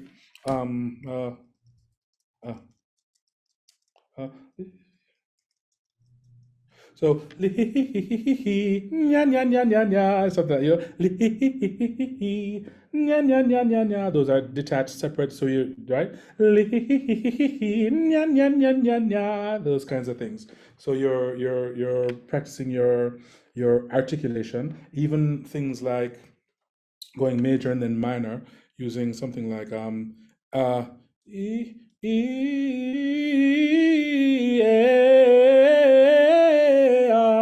so you're doing major, E, then minor, A, and then you rest. And you can do them fast or slow, so you get accustomed to doing them in one breath. So E, A, E, A, and that's good practice, especially if you want to be doing those R&B licks and do things where you're having lots of notes in a short space of time. practice doing those things, right? You know, so it becomes more, you have more of a facility with the quicker passages. Yes. Practice singing various vowels and consonant vowel combinations in different areas of your vocal register. You should even analyze or attempt to replicate various styles or phrasing you might find in gospel or jazz or reggae, for example. A worthwhile exercise is to extract melodic fragments from these songs, especially difficult areas or passages, and create an exercise from the fragment. So let me see if I can think of an example. None pops to mind now, but you could think of a song, maybe the Beyonce song that we heard before. You're the one I want. Finally, you make my love on top, right? Finally, you make love on top, and you know that song changes keys all the time anyway. So it's a good practice to change the key and try the lick, so you become more comfortable with how you approach it each time you change the key. So, you know, make adjustments, create variations, and improvise. Excuse me. Okay, hopefully I'm not speaking too fast. Let me slow down a little bit. Let's talk about breath control. So good breath control and management is one of the foundations of good vocal technique. So you fill your lungs with air and use the diaphragm and abdominal muscles to control the release of the air over the musical phrase. So there's lots of different ways that people think about breathing, and it's not all the time that you need to take a full, fill your lungs with air for every phrase. Sometimes you just need a little bit to get the thing done, and sometimes you need a lot. So you have to judge it. It depends on what you're doing, right? Well-managed breathing affects your tone, affects your pitch, and your phrasing, and the power. And this is one thing I say to my students all the time: if you don't breathe, you'll die. And that's true in life, and it's true in singing as well, right? So it affects all these other things in what you're doing. So breath control is like the tires on your car. Without it, you won't go. And if you do go, you won't get very far without damaging your car or yourself, right? So good breath management, coupled with this yawning concept we spoke about earlier, will help you sustain your notes confidently and with power. It affects your intonation, how in tune you are, as you support a pleasant and consistent tone with your breathing. So when you combine movement with singing or playing, and we spoke about that before, knowing when to coordinate breathing with certain movements or choreography can make all the difference between a seamless and professional performance and a total wipeout. In fact, knowing when and how to breathe, how much to take in, and how to use the breath over time is a trick to singing and dancing at the same time, and even playing and singing, playing an instrument and singing. It's about coordination. So knowing when you have the opportunity to take the breath, how much you can take in, how much you need to take in at that time, as it relates to your movement and your musical phrasing. So it's really coordination. So when rehearsing or vocalizing, training your posture and the openness of your chest is important, regardless of your preferred genre or style. So one thing you can do to be aware, make yourself aware of your chest position, is from a standing position, take a slow, deep breath, fill your lungs with air, and as you do this, you can raise your arms, right? So that your lungs reach full capacity. So when your arms are above your head, you can keep your chest open and let your arms fall, and where your chest is kind of the position it should be for when you want to sing, right? So be mindful, relax your shoulders, and with your chest open, exhale, bring your arms back down, and keep your chest nice and open, right? So be sure, again, I'm going to remind you, relax your shoulders. So with this chest in this open position, then you can proceed to do your breathing exercises and your vocalizing. Monitor the position of your shoulders and the tension there, because that's usually the first place you're going to start experiencing it. When you're getting tense, your shoulders will start to rise, and you have to remind yourself, oops, let's relax, because it starts here, right? So make sure your chest is not heaving as you breathe in and out. It should kind of be relaxed, right? Use your rib cage. That's what should expand, is the rib cage when you're breathing in. Yeah? Good. So you'll feel, you can feel your breath, your rib cage expand. You can feel it on the sides, on the back. Another good way with the breathing for you to become more aware of how you're breathing is to try your breathing and your singing, your exercises in different positions. You can try singing when you're lying on your back, because that gives a different feeling. You can try singing in that position we had, was it Alessandro go in, where everything was down and you were crushed. So you can try the breathing there, because you'll feel the expansion in your sides and the back. And even on lying on your side as well, you can try those positions, and you become more aware of what you're doing when you're breathing. Good. Any questions on that before we go on to the next part?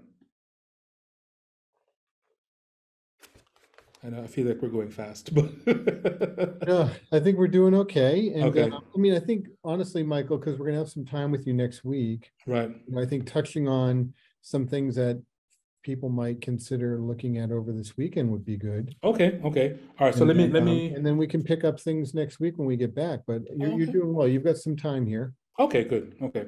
All right. So let me go on to the next part. So playing with your sound. So as singers, we want to have a wide palette of options for vocal production, for expression, and for interpretation. And we mentioned some of those things before.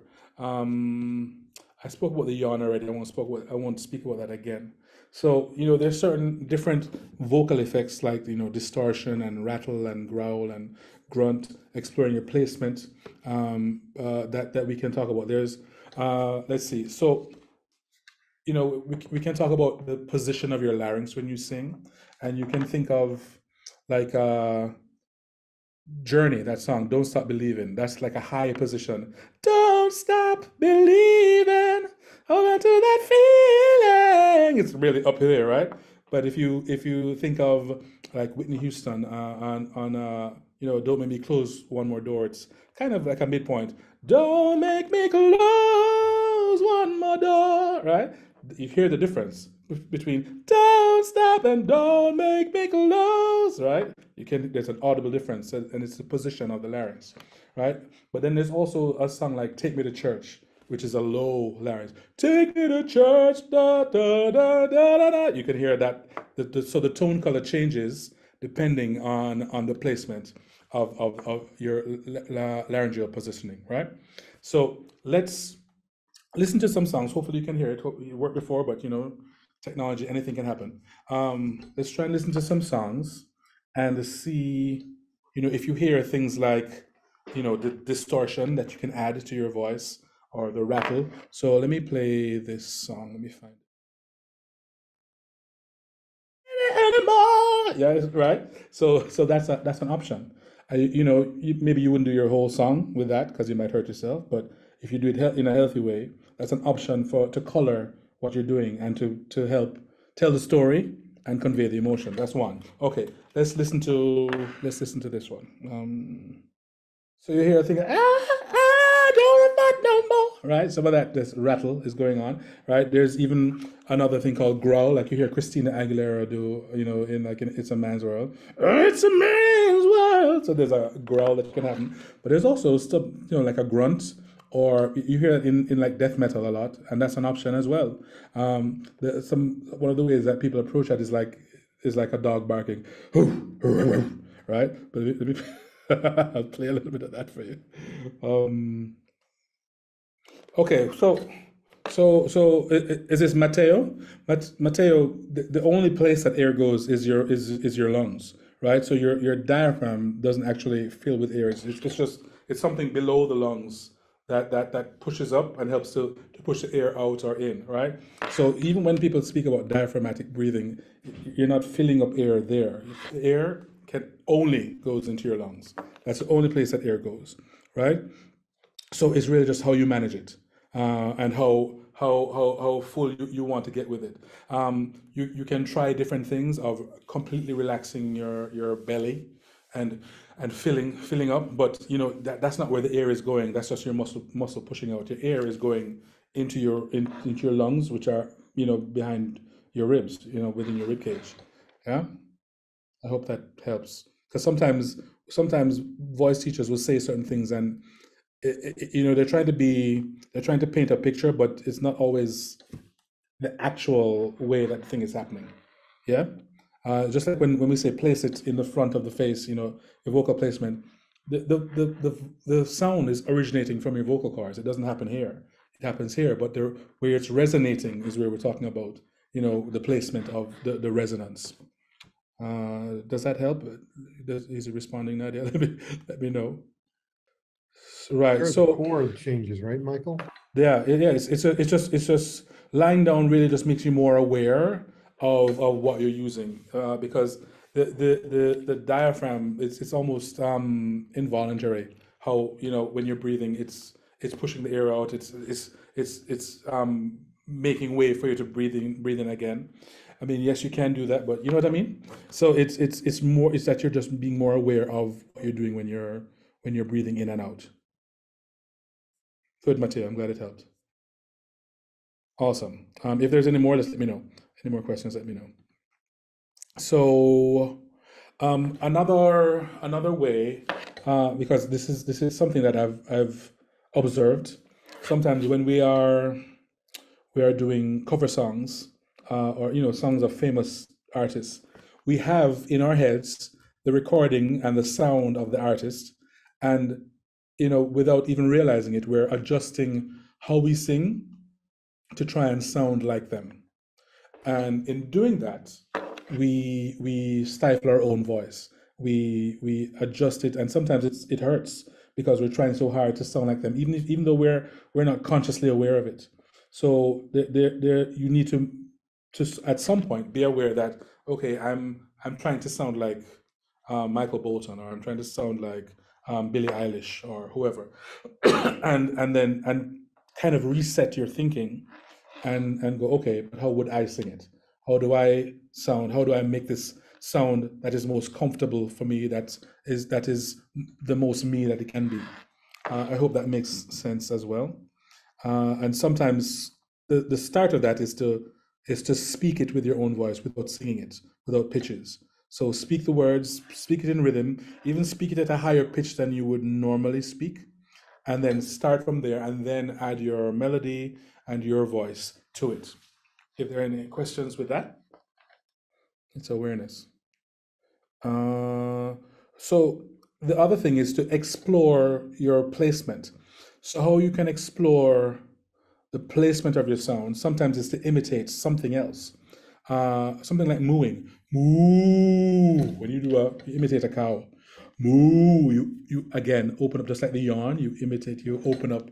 Moo. You lower the larynx, and everything is open, and it feels darker. It feels, you know, deeper, right? You can imitate a witch. Ah, my pretty.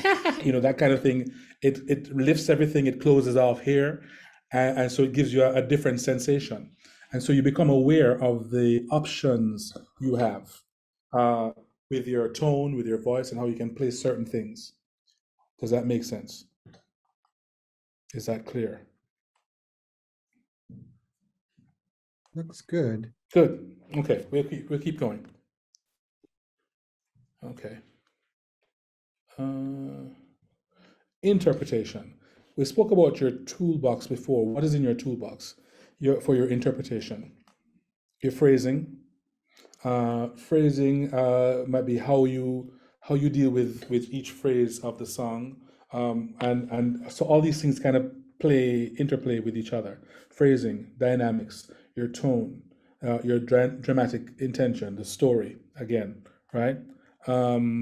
So how are you going to take us from point A to point B in this story, and how you use your phrasing, your dynamics in point A might adjust, change to point, to point B, to point C, to take us from one place to the next, to have the story build, to have the emotion build, to have the interest build. So what you're doing more things as you go along. So the listener, the audience you keep their interest, you keep their attention as you go.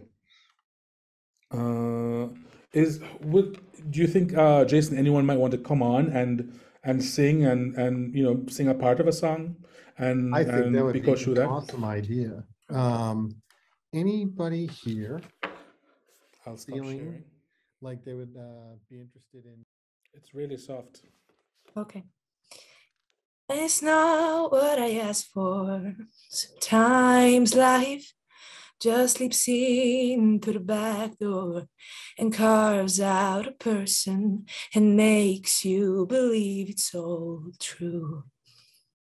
Now I got you. You're not what I asked for.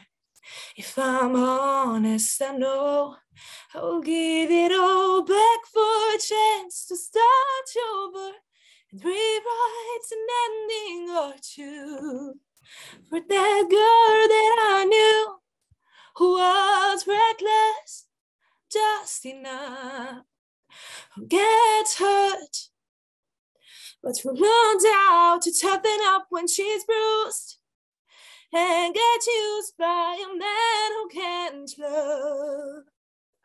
Then she'll get stuck and be scared of the life that's inside her, growing stronger each day, till it finally reminds her to fight just a little, to bring back the fire in her eyes that's been gone, but used to be mine. So that's from Waitress, right? I think. Okay. You have a beautiful voice. Let me say that first. Beautiful voice. So would you try it a little bit higher instead of? Yeah, actually, yeah. Da da da da. Higher. Used to be mine. Try it there. I do it in the original tone. Okay. Okay. In the audition, I did it in the original. Okay. So I just want to hear. Yeah. Okay. Do you want to hear me? Yes. Yeah. Yeah. Okay. Yeah, and you don't have to do all of it. You can do the verse into the, yeah. From which part? Start from the beginning and I'll stop you. Okay. And it's not what I asked for. Sometimes life just slips in through the back door. Okay, good. So stop. So you try kind of focusing that sound, and I know we spoke. I mentioned about placement. So imagine that the sound is living right at your lips, and then the mask of your face. So it's not. What's the first line? Sing that for me. And it's not what I asked for. It's not what I asked. It's not what I asked for. Is that what it is? Yeah. So it's not. So imagine it resonating here. It's not what I asked for. Okay. It's Right, not in the what I English asked translator. for. The mask. Do I have to use the mask? Yes. So imagine it's in the mask of your face, right? Okay. It's not what I asked for. So before you even sing it, just say it. It's not what I asked for. It's not what I asked for. Yeah, but say it with your intention, with your emotion that you want. It's not what I asked for. Right. So you see where it is right in the lips and the teeth and the tongue. It's not what I asked for. Sing it like that. It's not what I asked for. It's not what I asked for. Okay, keep going. I wish. Sometimes life just slips in through the back door and cards out a person and makes you believe it's all true. Good. So now let's add your story to it. So from what I'm hearing with the words, like life hasn't turned out the way you wanted it. This isn't the situation. It's not ideal. Okay. Right? Okay. Just slips in through the back door and carves out a person. Right. So add some of that sadness. So just slips in through the back door and carves out a person. So even your phrasing and Okay. helps to bring that emotion across. Okay. And carves out a person and makes you believe it's all true. Good. I want you to skip to the end. Where you sing that about he used to be mine. Just before that, I forget the words. She's gone, Yeah. but she used to be. Okay, so do me a favor. All of that, do it even though it's not happy. Do it with a smile. The only reason, only reason I'm asking for the smile is that because the smile lifts the soft palate out of the way, so there's room. So you need to create Okay. create a little room in your mouth for the sound to resonate, right? Okay. She's gone, but she used to be mine. Right. The sound is going in and out, but I'm hearing a difference. Can you do it one more time? That's that same thing, but use your breath now. Take a big breath with it. Okay. And as you do that long note, use all the air. Okay. She's gone, but she used to be mine.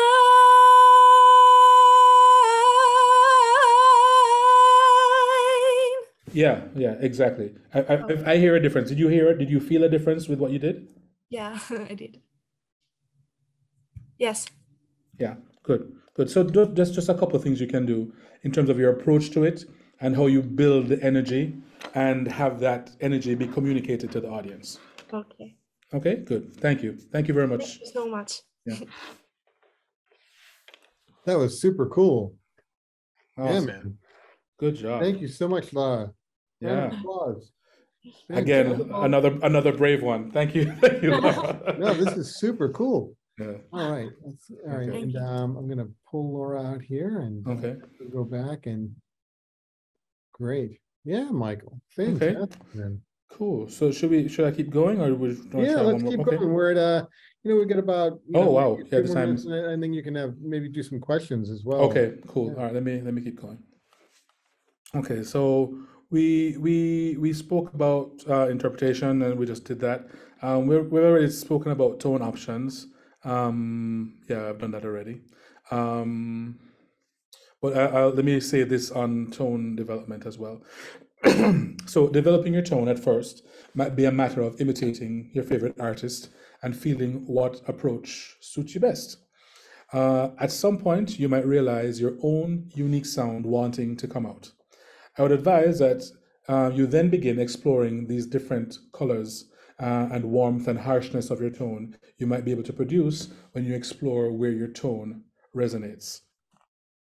Depending on the register you're singing in, this kind of placement of resonance will feel different. Now, your vocal cords are where they are and you can't move them. So when we speak of placement, it's really where you focus this vibration and resonance of the sound, as I just said before. So your vocal tone is colored by these resonators, the head, the nose, the chest, and the articulators, the teeth, the lips, the tongue, right? So you alter the resonance through your imagination and a creative opening and or closing of the nasal passage and the throat, and the movement of the larynx, of course. So this is yet another reason to be comfortable with having some control over your soft palate and the nasal cavity, your larynx, your laryngeal positioning, and being able to alter these, these various factors is the key. I won't mention that. Okay, yes, so the tone options, that's good. Let's talk a little bit about relaxation. So we spoke before a little bit about it, but deep breathing, stretches, even meditation, and next week we're gonna really talk more about the wellness part of this. Even meditation or quiet time are very good ways to focus and relax before a performance. And actually, this is also a good way to cool down after a performance. So a singer's instrument is their entire body. I keep saying it. And if there's tension in the neck or shoulder, there might be tension affecting the voice. So before you perform, focus and relax. Then give your all on stage. So while stretching and a physical warm-up will help you to be more relaxed and easy in your own body, a relaxed mental state is equally important. Your state of mind can and does influence your body as well. As you will hear a few times, during these sessions, everything is connected, right? So, let me go on, because we're gonna do more with the meditation next week. You can make this meditation and the centering is another way we call it. Make this a regular practice, and it will train you to be able to recall this feeling of relaxation at a moment's notice. So you realize that we keep talking about rehearsing and practicing. So you're practicing the feelings, you're practicing relaxation, you're practicing what you do on stage. The more you practice these things, the easier you'll be able to recall them when you need them. So some people even do a visualization or a guided meditation, going through their entire performance from rehearsal to setting up, and we'll do that next week. Going on stage in this type of visualization, you would even practice the feeling of performing each song with maximum effect. So we're gonna take you through that process next week. So and I mentioned it just now, there's a practice called centering, in which you bring your state of mind and body to a quiet place in preparation for what you have rehearsed to perform and give to your audience. The emotions you hope to elicit from them in response to your musical and emotional expression and your vulnerability. So the process of centering helps you to focus your mind and skill for this moment that is the ultimate demonstration of all your preparation and intent. So you spend hours practicing your technique and repertoire, and it only makes good sense to practice your emotional state as well, because you have control over that. Your emotions don't control you, you control them, right? So one more thing, singing isn't pretty. So it sounds weird, singing isn't pretty, but it's not a pretty thing. Engage your facial muscles, that's why we warm them up, and your entire body to deliver a convincing performance. Get into the performance and be believable.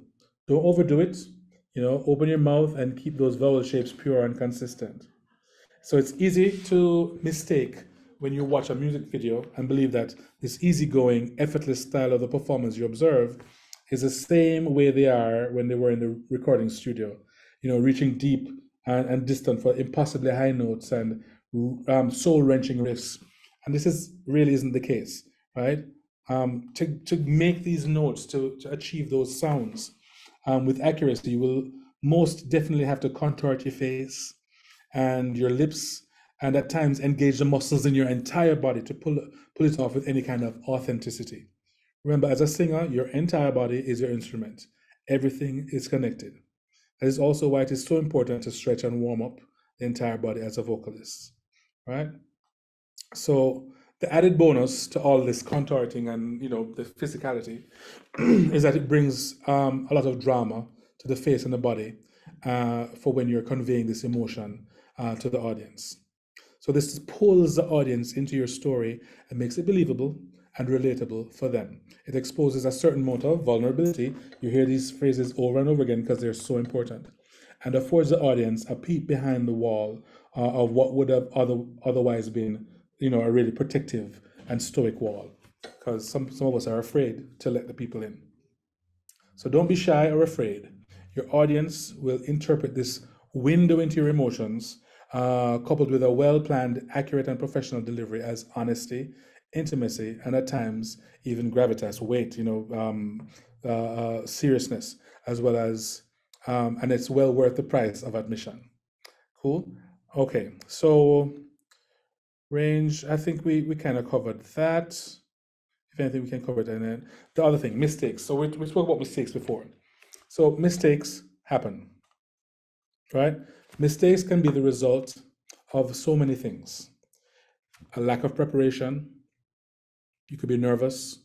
You could be distracted, addiction, stage fright, and also absolutely no logical reason. They just happen. So yes, even the most prepared performer can still make mistakes. The most well-known performing artists, from Barbra Streisand to Beyonce, Michael Stipe, to Bette Midler, you name it, have all made mistakes and have had slip-ups on stage. The important thing is how to handle the mistakes once they happen. So some performers are quick and agile enough to adjust and make immediate corrections as they happen. Whether it's a sour note or a costume mishap, others laugh it off and make light of it when it happens. This also allows them to share yet another moment of vulnerability with their audience, turning a mishap into a moment of endearment. Another way to recover from a mistake is to transition the mistake into a new lyrical or melodic development or improvisation. So don't freeze like a deer in headlights. Train yourself in rehearsals to recall these various ways of correcting or even making a mishap work for you on stage the moment it happens.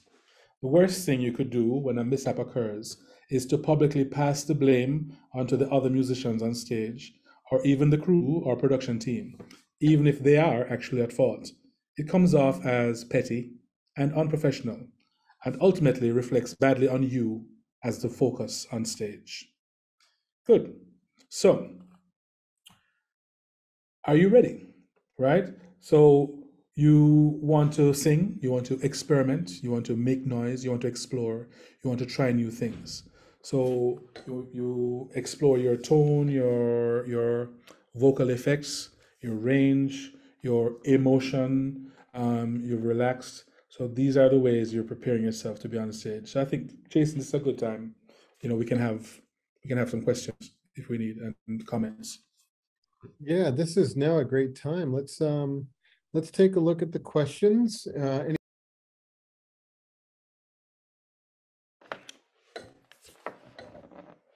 And so, some things that might help is if you have a word that you associate with this practice as well. Maybe it's a word you use for your meditation, like a mantra, and that's something you can recall when you're on stage, and you can do an immediate reset mentally and emotionally while you're on stage. Once the audience is building, take a deep breath. Remember, even if you have to turn your back to the audience for a second and just breathe, or hold on to a musician's hand or something, whatever you need to do, find a technique, whether it's a mental picture or a word or something, and then just do a few moments of breathing deeply, releasing deeply, and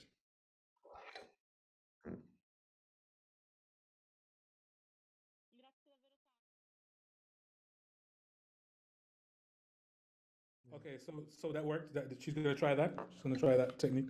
Okay. So somebody says in English here in the thing, Valentina says, I used to shut my eyes down when I sing, and a suggestion to get more connected.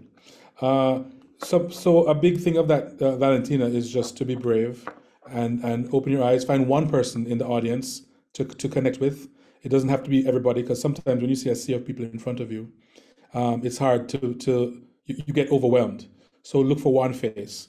Even if you have to put that person in the audience, if it's your friend, your family, find that one person you can look to and connect with and make you feel calm. So try that. Some people have chills because of your tone. Some people have chills because of the song you're singing. And I would like to give chills to people even if they don't know the song or even if they don't like the tone.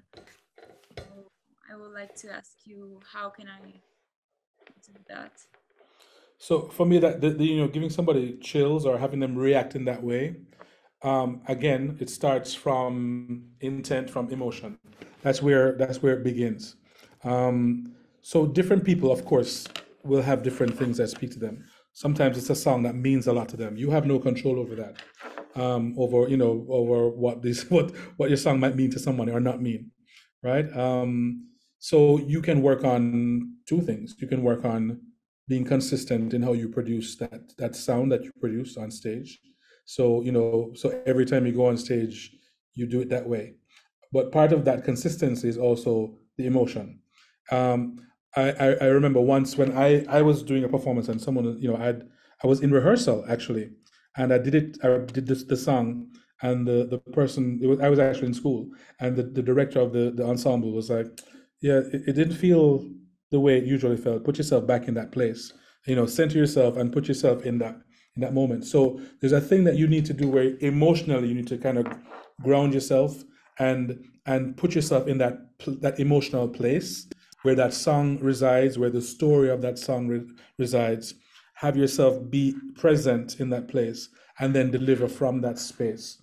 And that helps with your consistency. It helps with your communicating the emotions consistently each time you do it, because you are embodying the emotion and then sharing it with your audience, right? So and your voice then becomes a tool for that emotion. It becomes all it is a tool, a vehicle for that emotion.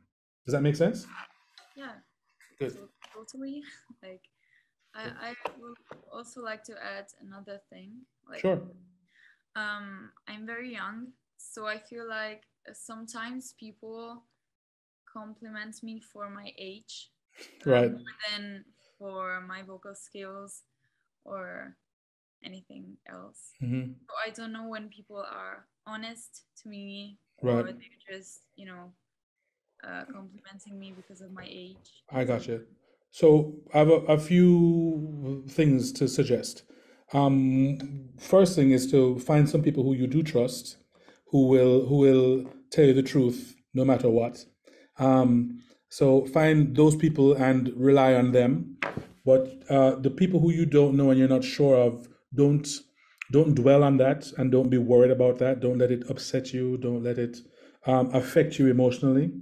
If people compliment you, accept it graciously. Thank you very much, and then that's it. But don't overthink it.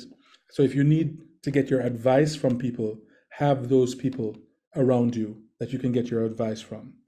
So don't waste time worrying about whether they were genuine or they meant it or they didn't mean it or they did it because of this, because that's a waste of your time, right? So take the compliment and that's it. And then those people who you can trust, you rely on them. Okay, thank you. Okay, so Marcelo, my advice, get comfortable never feeling ready, because I don't think we ever feel ready. Nobody ever feels ready. That's just part of it. You always feel that there's more that you could do or more that could be done. So what you need to do is prepare yourself enough that you feel, okay, I've prepared. I might not feel ready, but I've prepared enough. I've prepared more than enough. So I'm going to do what I can do the best that I can do it. So it's a little bit of a balance, and you kind of have to in your head go, okay, yes, because there's a thing that creative people have where they never feel that they're finished writing the song. They never feel that they know enough. They never feel that they've learned enough. They never feel that they've practiced enough. So it's just something that we all have. So welcome to the club. We're you're one of us. So just accept that's how it's going to be, because the good thing about that is that you're always trying to be better, right? So you're always going to be wanting to do the next thing to be better, and that doesn't mean you're not good presently, but there's always room for growth, right? There's always room for improvement. So enjoy where you're at. Try and enjoy where you've taken yourself to at this point, and still look forward to where you can become better. But enjoy where you're at, and share that enjoyment, share that achievement with people when you're on stage.